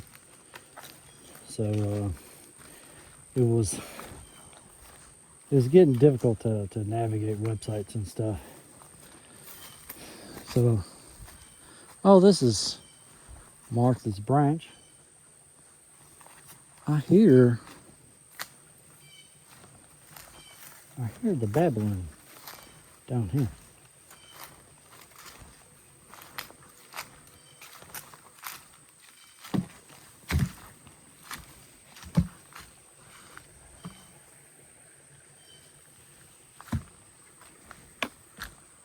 Another one over there. You want to try and find it? Shoot. Oh, there it is right there. You can't see it. Can you get a straight angle on that? Definitely so. There's a itsy bitsy little waterfall right there. That's what that is. Okay. Like a 2 foot drop or something. Yeah, the light's not gonna. You're not gonna be able to see it because of the light. I can barely see it. Makes the camera ain't gonna see it.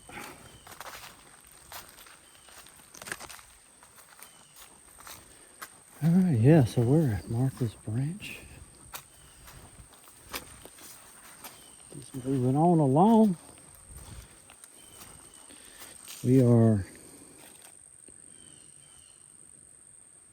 according to this, 3 hours of movement in. You can probably add like another hour to that actually, because I keep forgetting to turn it on after we stop. And 4.15 miles, which still seems wrong. Still seems wrong. I think it's probably not using the cell tower for position anymore. It doesn't really have GPS. Not that it would under all these views, I don't think. But so it's having to do movement data. And I think the errors are accumulating. We're using the workouts. All trails, the thing I'm like actually using to keep track of the trail actually has a navigation feature.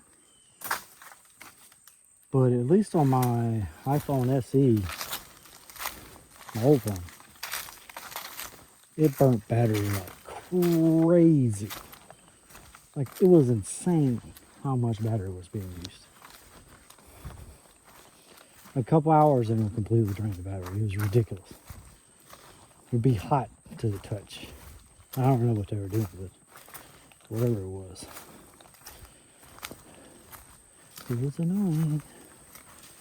So I couldn't use that. Maybe I'll try again tomorrow on our next trip through here tomorrow. Okay, yeah. So here we're getting to about what we've been through ever since we passed the CCC. Very going up. And you would know there's a trail here if you knew there was a trail here. You know, that's about it. Like, I have it on faith that it goes this direction just because mostly just small brushes and whatnot in my way, obscuring the path. But oh my God, Somebody gonna watch 2 hours of me babbling, walking through the woods. There. To the face. Yeah. I'll have to get the stick out. Get another stick out. At least to prevent that. But yeah, I guess I'll catch back up with you guys later on down the trail. Probably when I go to. Who knows when I'm gonna. But yeah, I'll catch you guys down the trail. Or up. Well, here's camp for the night. We got off, well, you won't be able to see it, but there's the Black Creek right down there. Couldn't find several, damn bastard spiders. Several creek crossings, but never did find one to my liking, and finally I just pooped out. We got 7 miles, maybe 8 miles after you count the miles that I didn't log on my watch, which I think is still underestimating, but whatever. Here's what I found. What are you doing? Siri's being silly. But yeah, we'll got camp set up, had things out to dry, and I'm just getting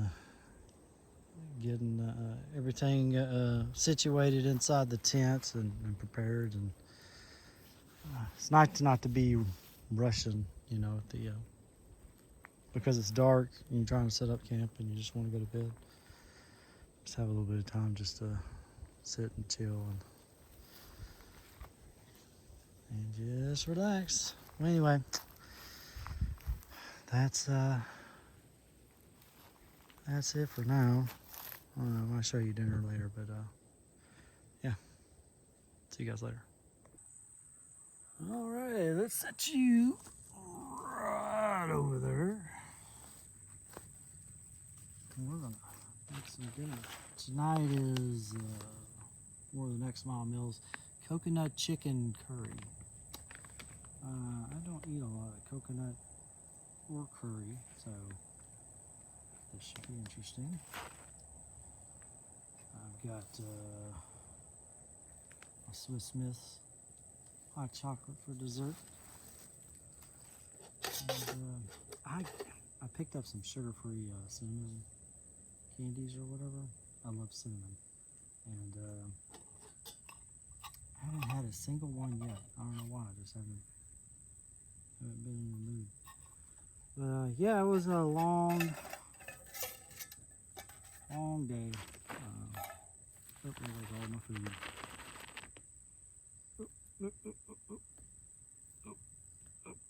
It's all dehydrated. Nothing's sticking to it. It'll be fine. What's the saying? Hydro trash.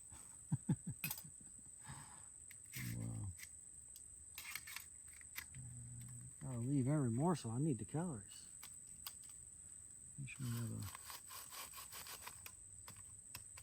okay, that's good.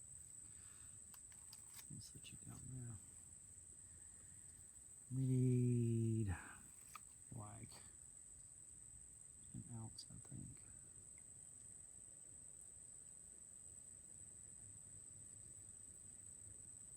It takes like a quarter of an ounce just to get like coffee temperature. I think it's half an ounce to boil a cup of water.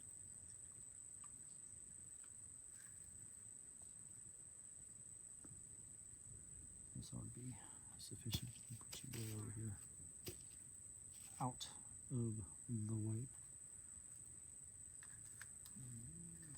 And, just so you know, I have 2 smart water bottles. This is the clean water. The dirty one has scratches. That's how I keep them straight. That and they always go in the same position on the pack. Alrighty. What do we need? We need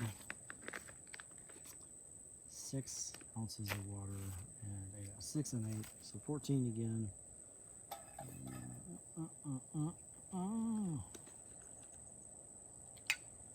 Yeah, I am definitely feeling the trail today.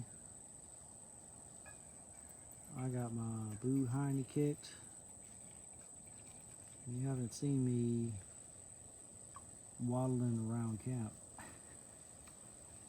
I got my legs are stiff. A little chafing. It's we're getting the full experience. No holds barred. Okay. That's that. We don't need that. Okay. Where's my... This is fine. We don't need it. There's like a little mesh thing that comes with it. I like to put all the cook kit things that they're not being used or whatever. If I don't know where to put them, I put it on the bag, and that is the place where everything goes for cooking. Goes on the bag. But, today it will go on the rag. Not that kind of rag, but it means something else for it. All right. Hold up.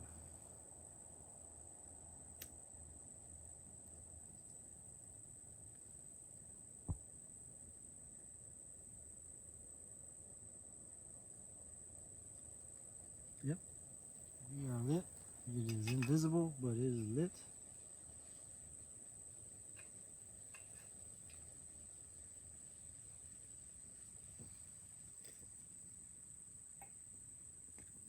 Make sure that that's lifted. This has a nice little feature, so it can go flat like that.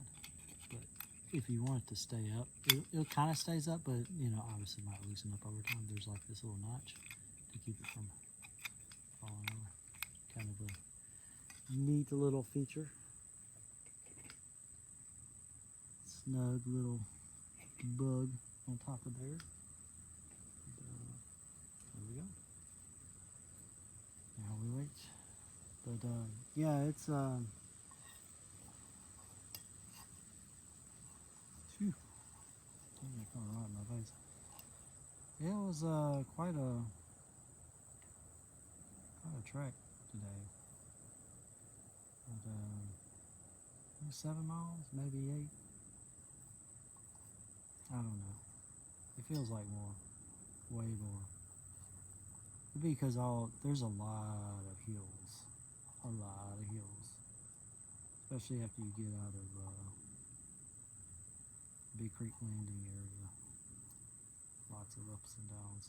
Start getting into this pine wood forest portions. It's pine wood forest. It dries out considerably, and it's also lots of elevation changes. So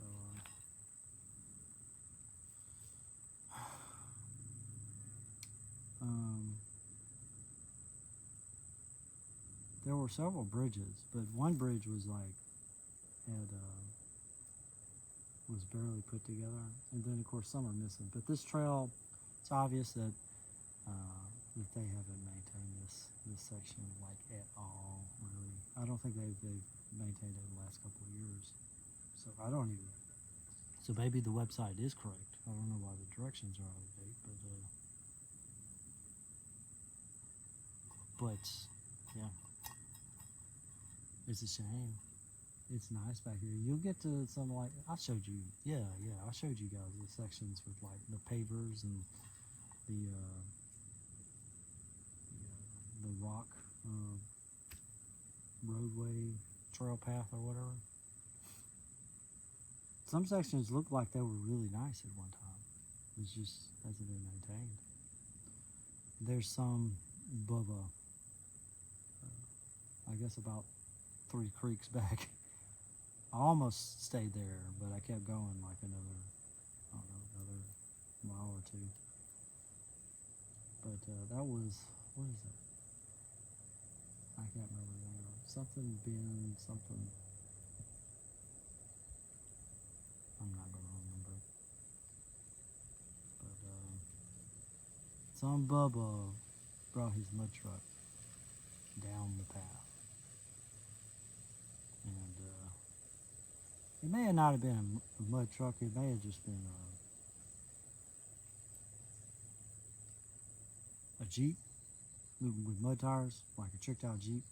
It wasn't quite, didn't have quite a huge stance, but yeah, just tearing everything up. He went down one hill or whatever and like slid out and just tearing everything up. And he got to some point and I didn't see where he turned around, so I think he had to back up, back his way back out. But yeah, you could see where he's coming up that muddy, where he come down the hill muddy, and then he dug into the hill trying to get back out. Probably some kid. But, I mean, there's tons of mud in places. Why you gotta come mess up a trail, you know? But, I think we're going. I hear some sizzling. I usually see some steam.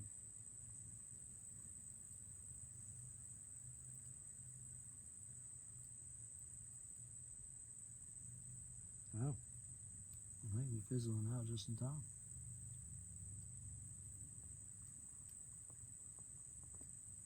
Just pop in.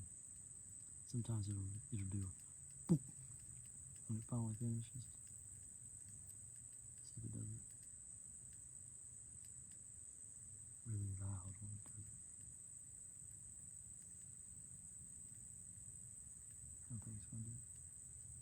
I think it's out. Let's see if we're bowling. Yes. Yes. All right. Put that on. And how many we going? 6, 8. Yeah, so I'll pull out the 6 and then add the 8 with the cup. Okay. Gotcha. I need a koozie.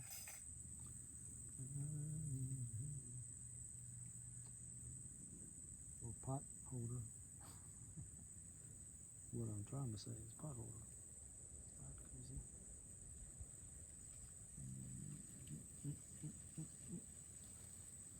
One day I'll remember to do this before it gets hot.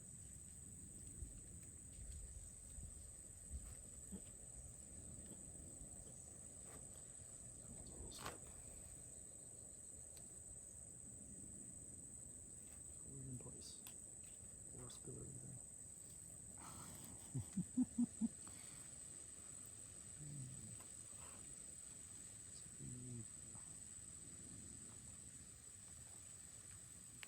Six, and let's go down to the 8. That's 12.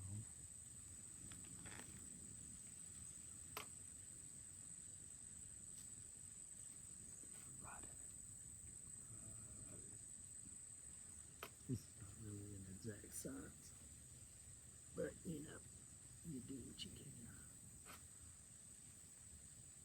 Yes, that's 8. This goes in.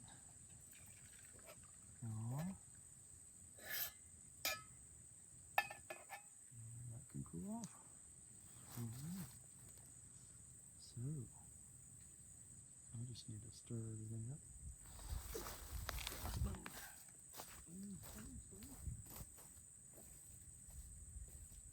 Boy. Yeah, you see me waddling. It'll be even better in the morning. The day ain't even over, I'm already sore. But,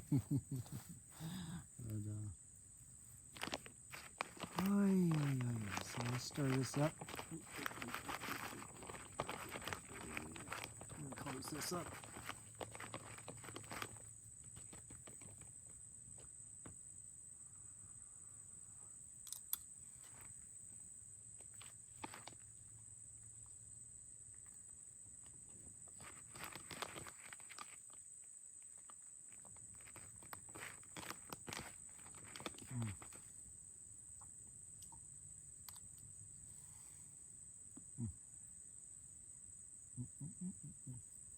Taste absolutely nothing on that. Set a timer for 10 minutes. The ants are Counting down. already getting all over everything. That's why, one of the reasons, you know, you're not supposed to cook by your tent, but sometimes you do it just because you're lazy. Or I'm lazy. But I especially did it because I saw ants hanging out around the tent, and they was patrolling, and I wasn't going to give them anything to find. Right? I need to find anything, you find it out here.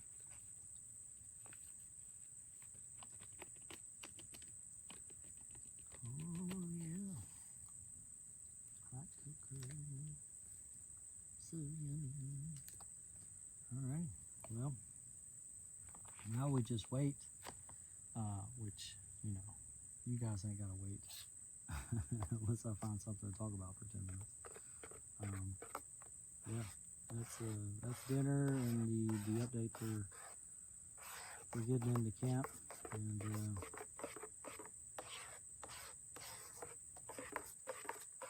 yeah, my mind is poop. My mind is poop. Everything is poop. I'm gonna sleep good tonight. All right, well, I'll catch you guys down the trail or later on in camp.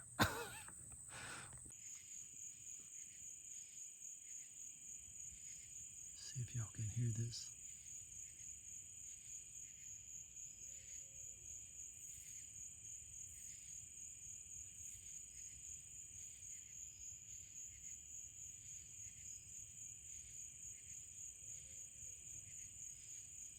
That's so cool.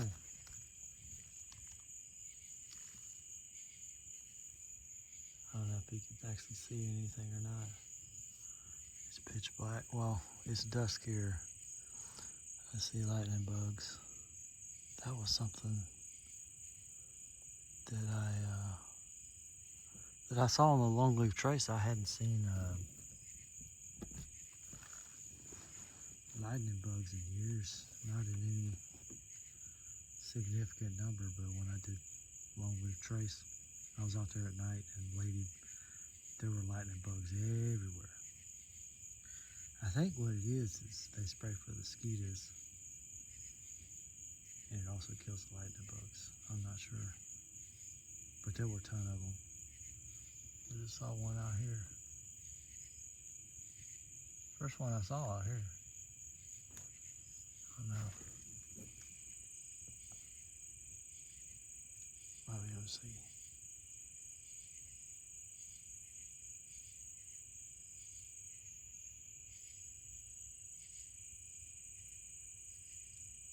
Hey, you can see a few of them. They're starting to come out.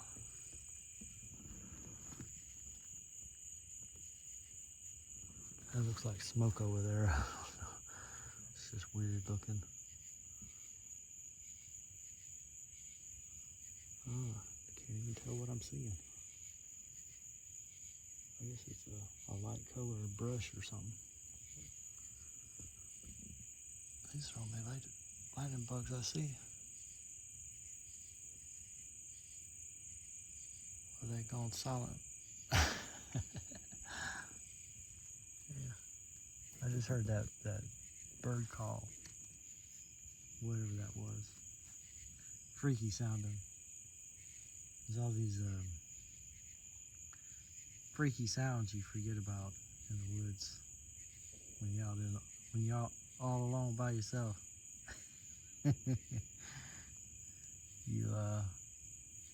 You develop a level of hearing that you forgot you had.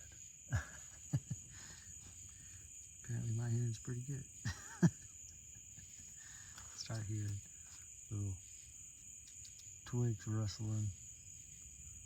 Faintest little trick, you become a dog basically. When you get out here, at least I do. Just hear the little faintest little twig and what was that? Yeah. Anyway, I just brewed up a cup of coffee. I don't usually drink coffee at night, but I don't know. Felt like it. That's all we're gonna say about that. And I've been watching some Family Guy on Hulu. I brought a damn book out here, but I just haven't been able to get into it. It's one of the books that's like on my reading list that I still haven't gotten through yet. And part of it is it's Unfair Advantage, is what it's called. Part of it is the book is so meh.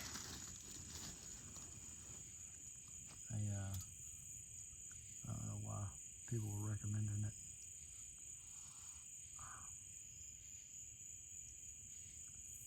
Sometimes I think, you always run you have an opinion of something. You always kind of have to run the risk of coming across as better than or too good for something. You know what, snooty? Come across as snooty. I'm always real keen to try and avoid that when I talk about something, but like this book here,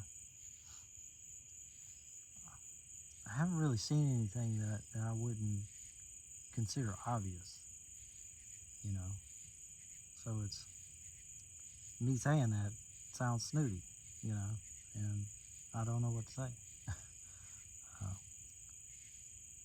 And here's the thing. This is where, that's not so bad, right?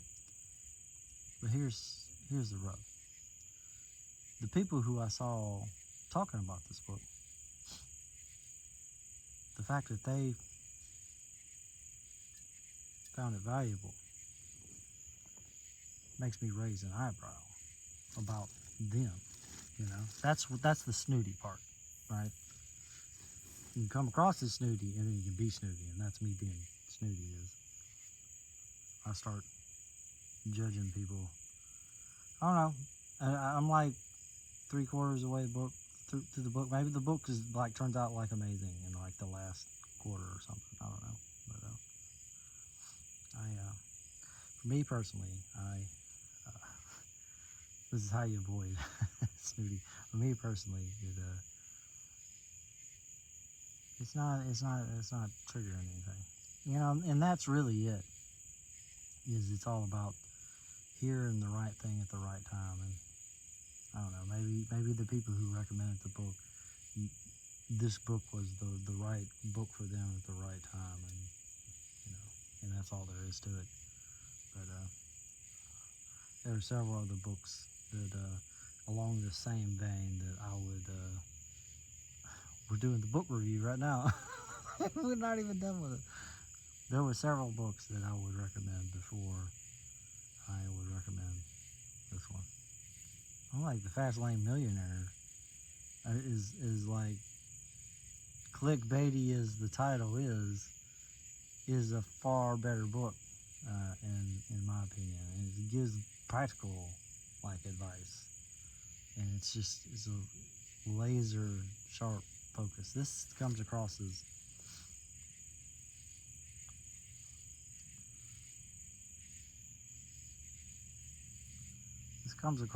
a book by committee. It's by two guys. Maybe they polished every hint of entertainment out of the book, or hint of I don't know, something exciting, a revelation or something. They honed it out at each other, and you're left with a bland book. I don't know. It could be just I've taken forever to read the book and I just haven't been able to get into it. But if it's an excellent book, chances are I'm going to read it like nearly non-stop as much as I can, and this is not one of those books. A Millionaire Fastlane, that was a book I just page to page to page. Now I ended up pacing myself, but yeah, I was always happy to pick up the book. This one, not the case.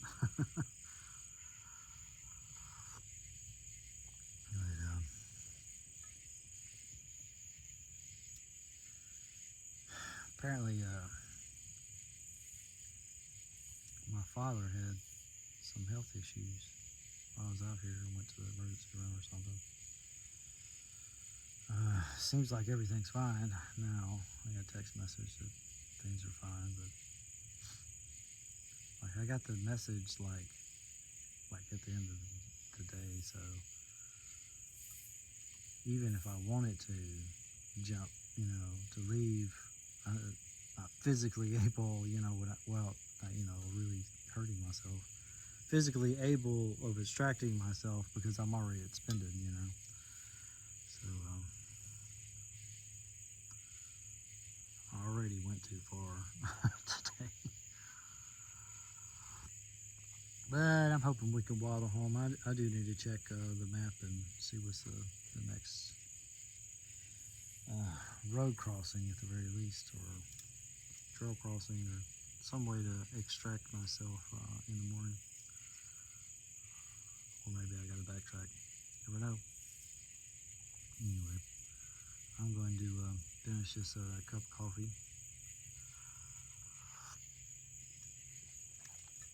You don't hear the hooting. You see, found who he was looking for, or went and searched elsewhere. But yeah, I'm gonna finish this cup of coffee and maybe watch some more Hulu. I'm feeling like a book, and then it's about hiker midnight, which is 9 o'clock. I actually do need to kill about 2 hours, 2.5 hours. My bedtime is normally 11, and we got 2.5 hours to go. So I'll watch some shows and kill some time and just rest and relax.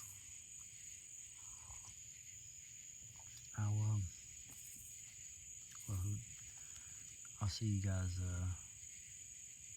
in a moment.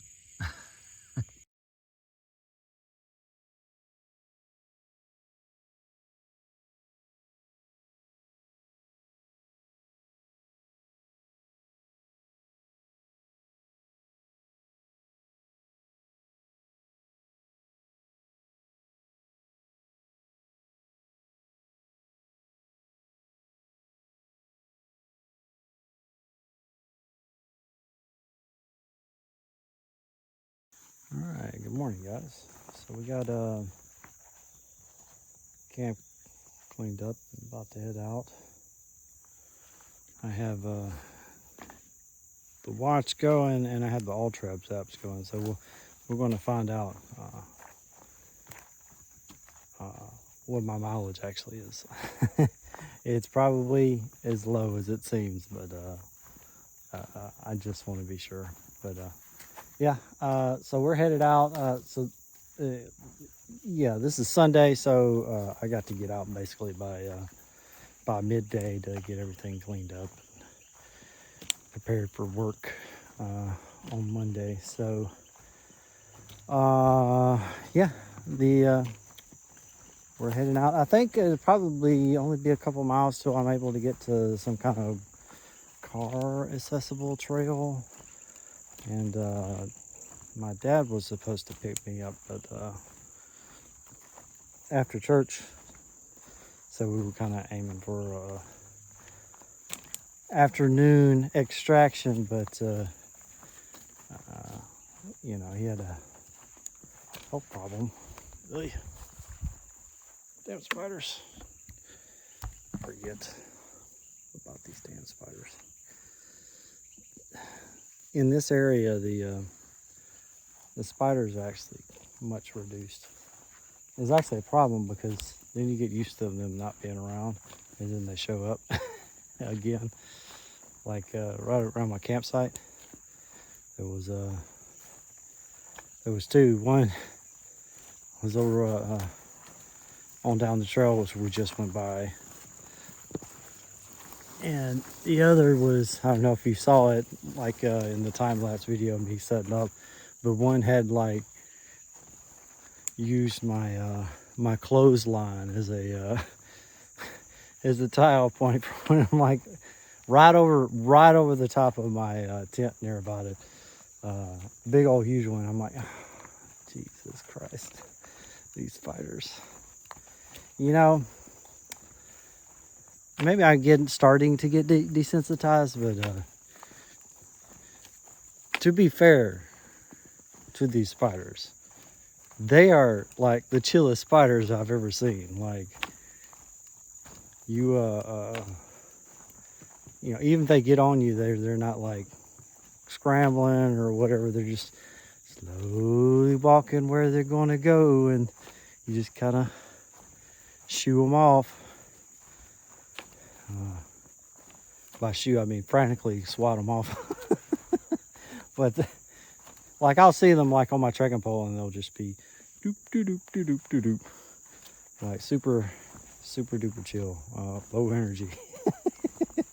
But yeah, anyway, I don't really call that low energy. Low energy means something else, right? But yeah. So we're headed out. We're right by the creek. It's down there, Black Creek. By my count, there's like 7 creek crossings. Not Black Creek, but like feeder creeks. 7 feeder crossings, and Moody Landing, whatever that is coming up. It'll be after like 4 or 5 river crossings. Apparently that's how I'm judging distance now, is river crossings. Creek crossings. Not river crossings. Creek crossings. Yeah. Oh, there's a big old road here. We're closer to its traction than I thought. I don't know. Do I want to continue down this way, or actually I have no idea where the trail goes. Where are the blazes? Where in blazes are they? Now that saying makes sense. Where in the blazes? Where in the blazes are the blazes? So I'm gonna go that way, or we can go that way.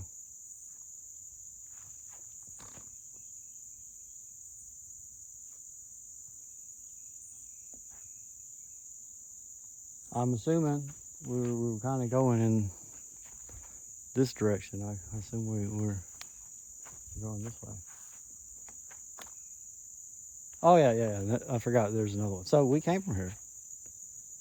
Right in there.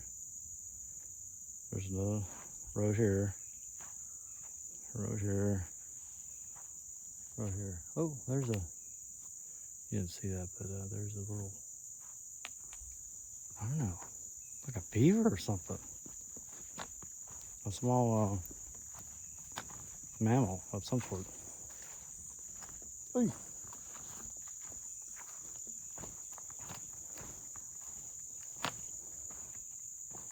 Just realized that's a really weird saying, right? This is a small mammal.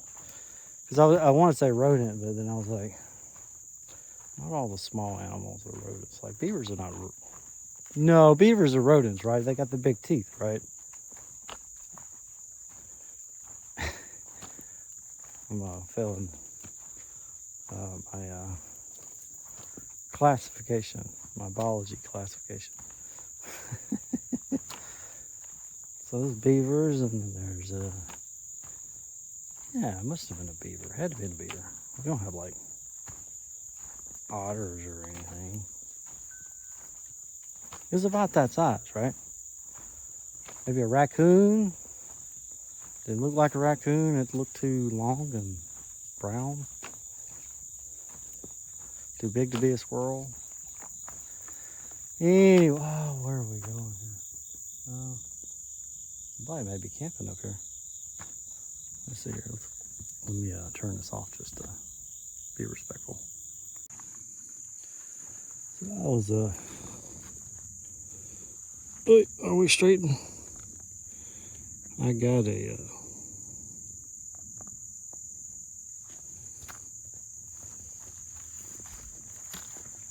the new equipment that I got, the tripod, phone mount, works just in the little clippy doodad thingy that goes to my shoulder strap. Is working fantastically, but I can't quite tell. Can't quite see the screen. I'm doing when it's strapped to my shoulder, which is fine. Yeah, mostly stays out of the way. Like I haven't got it to get snagged on anything. It's just been working great. So you know, I don't want to change that. But wait, uh-oh, I got a pocket open. Check my pockets. Is there anything missing? Okay. All right. Good. Good. But I'm still trying to get the zipper discipline ingrained, because close the pocket as soon as you get whatever you need into or out of it, like immediately. Even if you're going to reopen it just a few moments later. But yeah, there was somebody camping. They were hammock camping. They had some nice hammocks. With I don't know what the name of the hammock was, but we had the integrated mosquito fly, and yeah, a couple dudes. Apparently they just parked up on the little access road, so apparently that road does actually go somewhere. It goes to like, I don't know, some kind of logging road or something that goes to the forest. Kind of like the ones, I don't know, you saw me take a break on one after a CCC camp. But yeah, they said they parked up there and then they just walked out here. Super cool.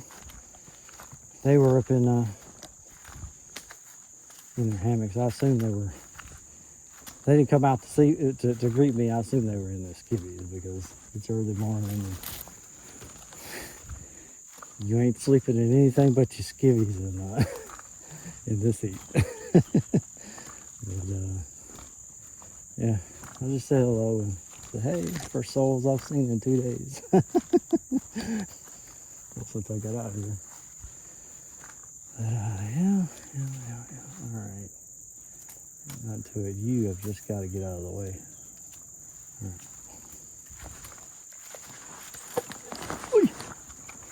Let me tell you, I never understood the value of trekking poles until I started using them on a real trail, really. I mean, I kind of saw the benefit when I was doing hikes along the Lone Leaf Trace. That was the little paved rail to trail things that I was doing before, which is fine. And the reason why I don't really like going there is because there's no like camp spots, and it's like this shady. Like I camped out there and everybody was looking at me, you know, and there's only like 2 camp spots, and it's like 10 miles in on each side, so it's just like there's nowhere to camp basically. You need a camp spot every 5 miles or so. Camp and water, and it's got water usually every 5 miles, but not anywhere to camp out.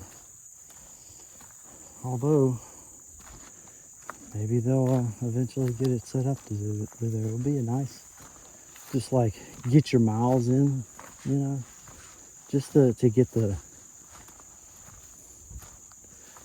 your feet used to pounding the pavement, you know, just get your steps in to get the mileage up. You can get some good miles on that. That was like my baseline, so that's why I'm a little. I think I should be doing more. It's because I'm judging based off of longer treks. Because like even like the very first time I came out, I did like I don't know 11 miles or 8 miles or something like that. It was ridiculous. And then like 5 miles would be like half a day effort, and subsequent trips would be 2 hours basically. Not even half a day. But and that was in the heat of summer, like 90 plus degree temperatures. But yeah. What was I going to say? I forget. Oh yeah, but there's a little camera here. I need to get like a little level or something. There's this thing is so great because it's got the it's got a cold shoe mount on the top of the camera thing. It's got a 1/4 inch thread on the back of the camera mount, 1/4 inch thread on the bottom, which is where I had the tripod, and the tripod itself has a 1/4 inch thread on the side of it as well. And the tripod has the usual ball mount, but it also has like a 90-degree section where you can like turn it down like all the way 90 degrees. And the legs themselves are kind of like the gorilla pods, but not like the little balls, just like I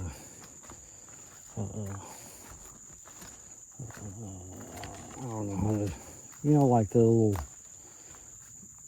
old-timey figurines, action figures or whatever, that were kind of like spongy or whatever and had like metal cordage through them that kind of made them stiff, and you can position them. That's what it kind of feels like. Anyway, it feels much more robust. At least I had an El Cheapo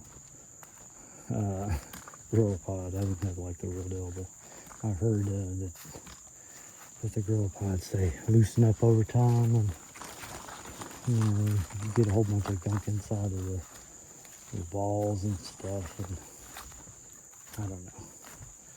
This seemed to fit the bill, and it's just big enough for me able to do, especially with wide angle camera, able to do a decent selfie without having like a dedicated selfie stick, you know. But and I never have to take it off, even I get to camp. So the camera's always strapped to my pack, and it's highly visible, so it's gonna be very difficult for me to not know it's there for very long. Because even if I get moving, it's going to be pretty quick that I'm going to need to check something on my phone or whatever. I can get a notification on my watch, and then I got to check it on my phone, and then I'm like, oh, where's my phone? We're gonna make, and of course I have the Find My Phone, so we can also find it that way. So it's not really worried about losing it. And the phone is reasonably weather resistant. I mean, I don't want to go swimming with it, but I don't mind so much if it gets some water on it. A little bit of dew or even a light rain shouldn't affect it.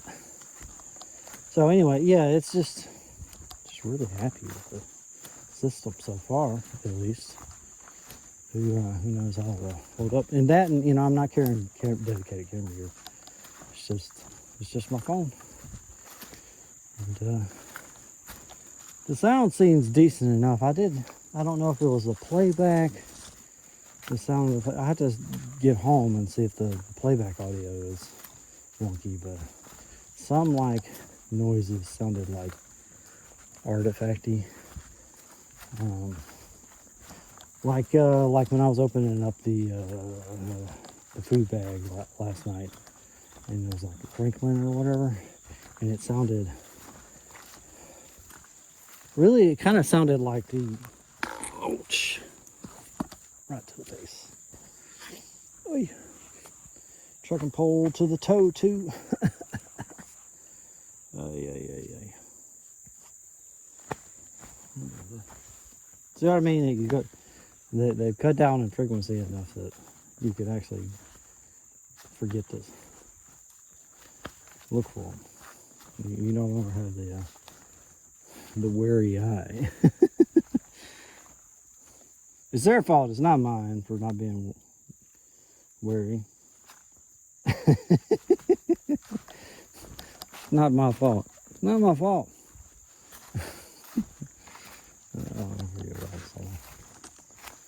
Yeah, I'm happy with the system, and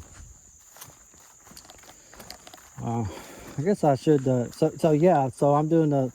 There's probably, unless we do like a break or something, there's probably famous last word. Probably be the last little video that I have on trail, unless I stop to talk something on a break before I get out.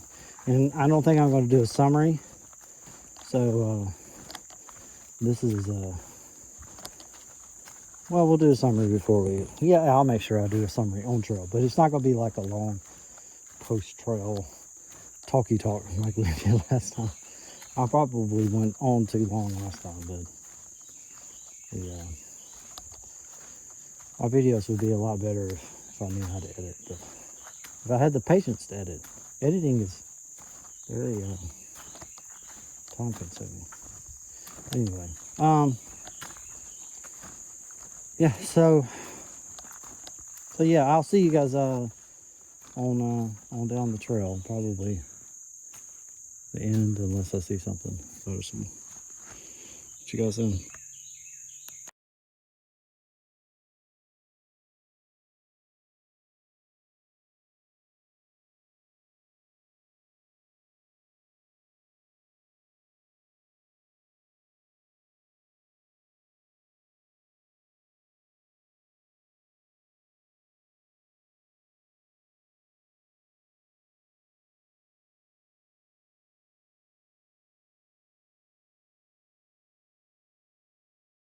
Well, I'm out here walking down the trail.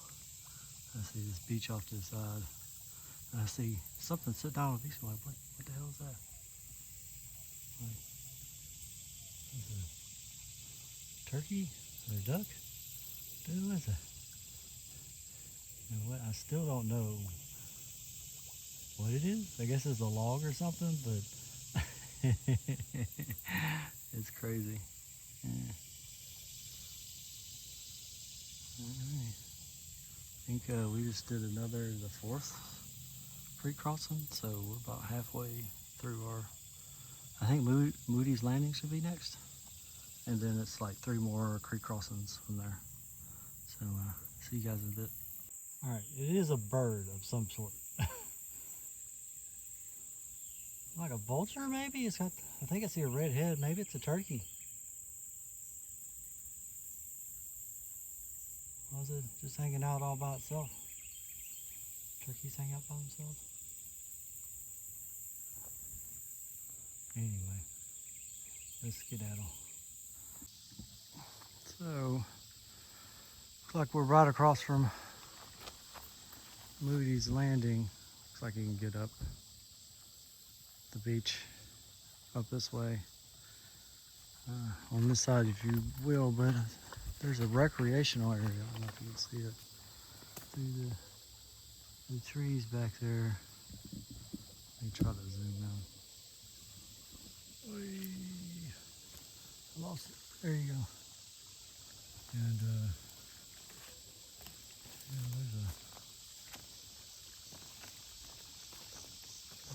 yeah, there's a little trail you can go through.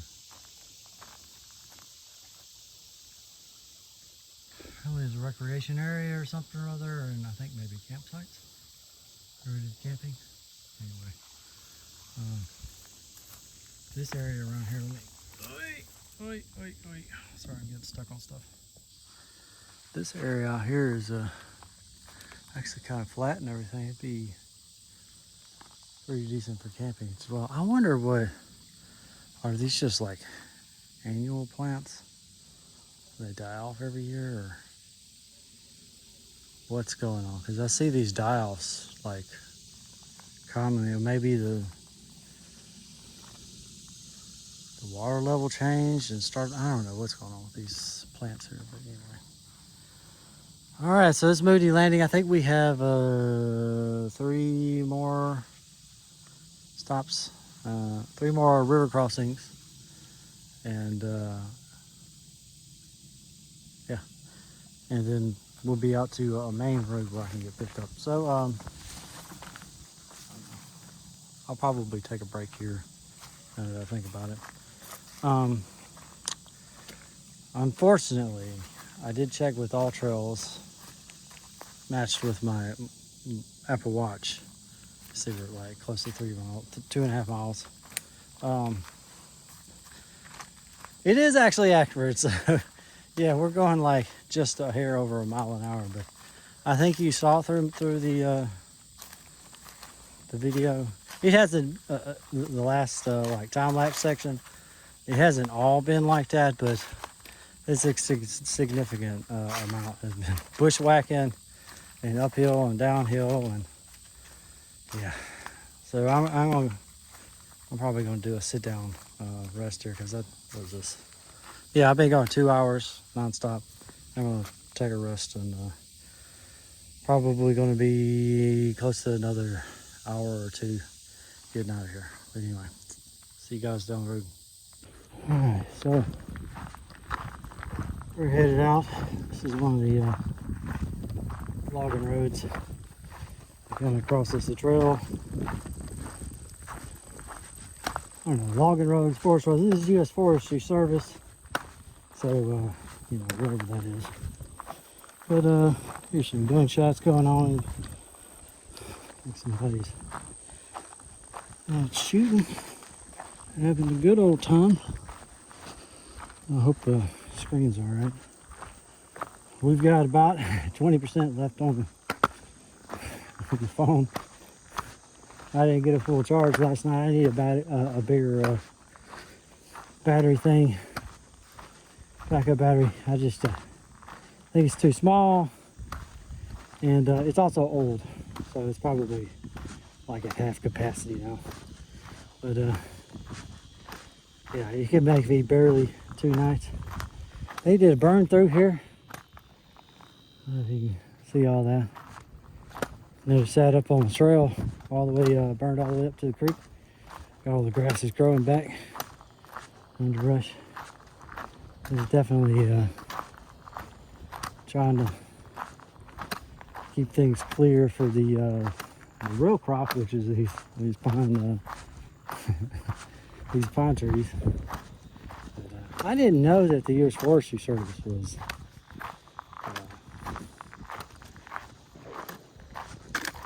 I don't know. I kind of thought they were like the whatever, the wildlife or whatever people.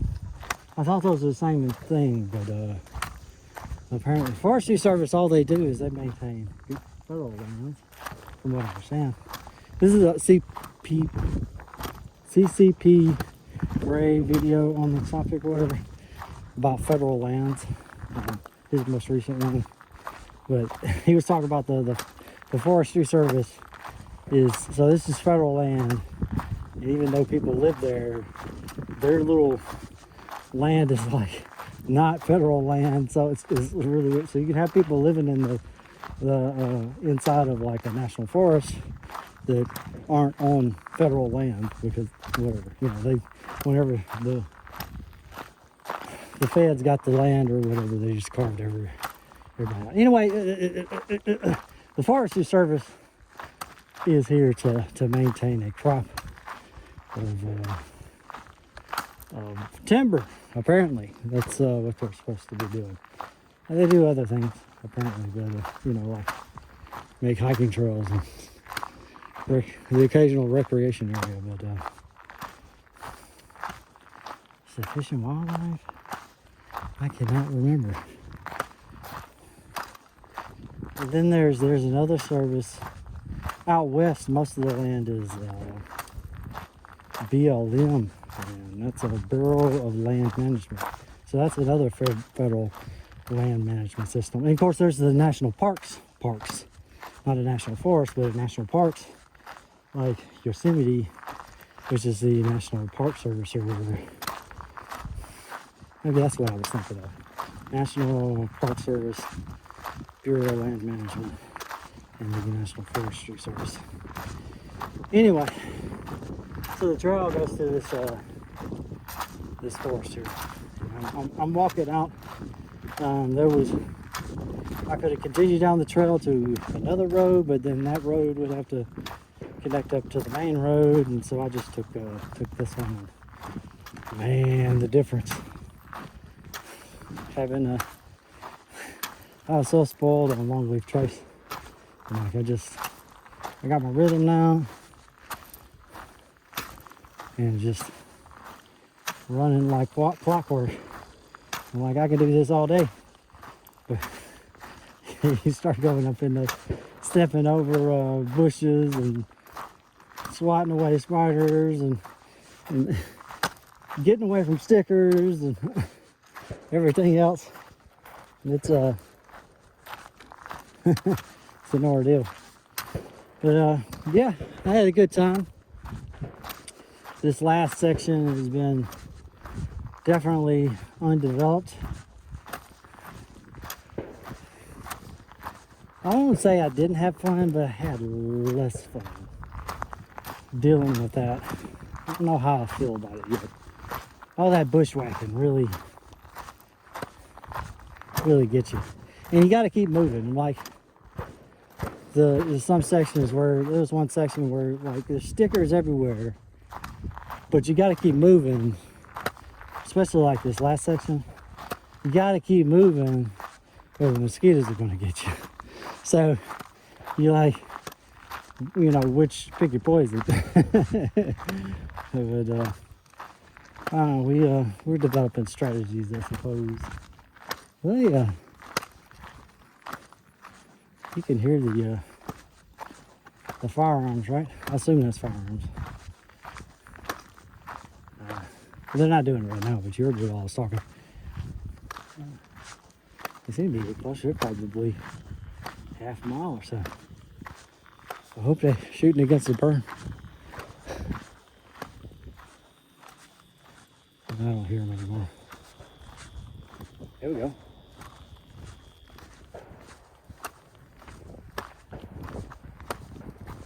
Yeah, they having a good old time. Maybe I'll see them on the road out here.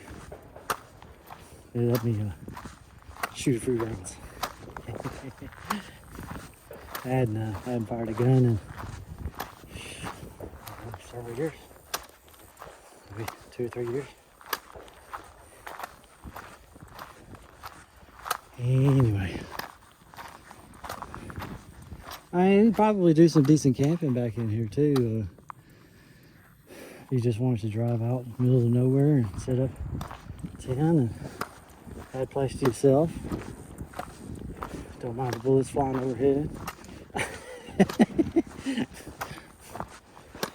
I got my bright orange. I got my hunter orange on. Oh, Lordy, Lordy. All we could do is hope and pray, Bubba. Is practicing firearm safety right now. They have been going at it all morning long. They even had, I'm pretty sure they had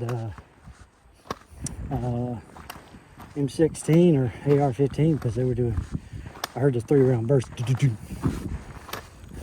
That sounded familiar. But I don't know, maybe it's just the distance. It didn't. The only thing that threw me off is it just didn't seem high-pitched enough of a smack. But to be fair, I'm used to hearing it up close or hearing it going over a target. One of the target practice days, you spend half the day out on the range doing the target practice and qualification. this this is what a rifle qual week in a nutshell. You go out there for a week. Well, they go out there, I think the first week they go through and explain everything again. You do this like every year or two or something like that. You go through and they have an instructor who teaches you everything. You know, the first time when I went to boot camp, I knew how to shoot. I didn't need anybody telling me how to shoot or whatever. And I did all right. I think I got the second top or whatever medal qualification it was. But I was disappointed. I'm like, I don't do this better. But the second time I did qual, and this was when I was actually in the fleet,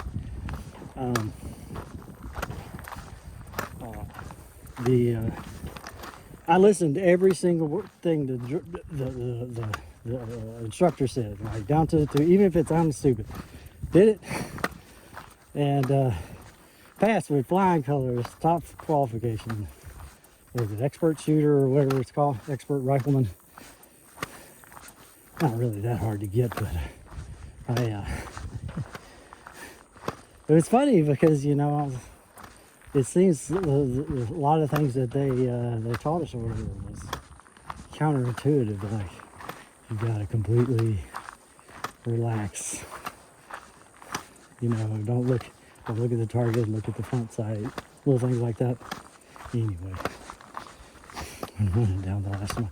I do believe that is the road where we shall be picked up ahead. So our time is coming at an end. But I don't know how we got on the rifle qual thing or whatever. Yeah, but I haven't heard. Yeah, you do rifle qual week. You do the instruction, and then you go out actually on the rifle range, and for like usually there'll be an A and B group, and half of the people will be shooting in the morning and half will be shooting in the afternoon. And if you're not shooting, then you're back behind the berm, raising and lowering the targets and putting markers on where they hit and everything, and patching the holes and all of that jazz. It's a fun week because you're sitting out chilling, especially like you get to shoot all day long, you know, in the morning or in the afternoon you get to play shoot 'em up, and then in the afternoon you're just chilling back with all your friends and underneath the targets, raising and lowering. They call it all out, raise, lower, whatever it's called, and put stickers on things, and there's music playing, everybody's just jamming out, and it was a lot of fun. But it was a nice break from the doldrums of the office at the time. But I don't know, I enjoyed it. I know some people viewed it as a chore, but maybe it's because they were NCOs and they didn't get to have fun behind them. Because it was really, you know, if you were like NCO or staff NCO, you could have to raise and leave it over the targets. There was more than enough Lance Corporals, PFCs, and privates to handle that task. But anyway, good times. Yeah, we are getting close. Right here, the pitch pop. Alrighty, well, we timed this about perfectly. I gotta weigh my pack after we get done because pretty much everything is gone except for like, I think I got maybe half a liter of water, so I've timed this almost perfectly getting out of here. Pack feels extremely light. Pack has felt great this whole time. I can't complain about the pack, but it's feeling exceptionally good right now. We came out here, it was about 30 pounds. I wouldn't be surprised if we're down to like 25 because all the water's gone and some of the food's gone.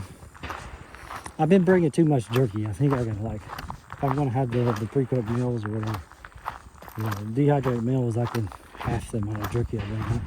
Anyway, I brought like 4 pounds of jerky or something. 2 pounds a day, you know, is a little, I can get away with half that. Besides, I don't have to eat every meal. I don't have really that much of an appetite anyway. Because of these short trips, my appetite doesn't have time to ramp up. Yeah, I want to lose weight anyway, so Win-win-win. I mean, you know, I could, my pack weighs 30 pounds. So if I lost, I could carry a 60-pound pack if I wanted to, if I lost 30 pounds, and it would be the same. So, so yeah, lose the weight, have a heavier pack if I want. Yeah, I'm starting to pay more attention. Like, oh, this is what 30 pounds feels like. Okay. All right. Well, anyway, I think this is our stop. Yeah. Yeah, I believe this is our stop, and I will catch you guys probably. Yeah, this is probably. I'm not going to do this thing at home, so this is actually me signing off, and I hope you guys have a wonderful day.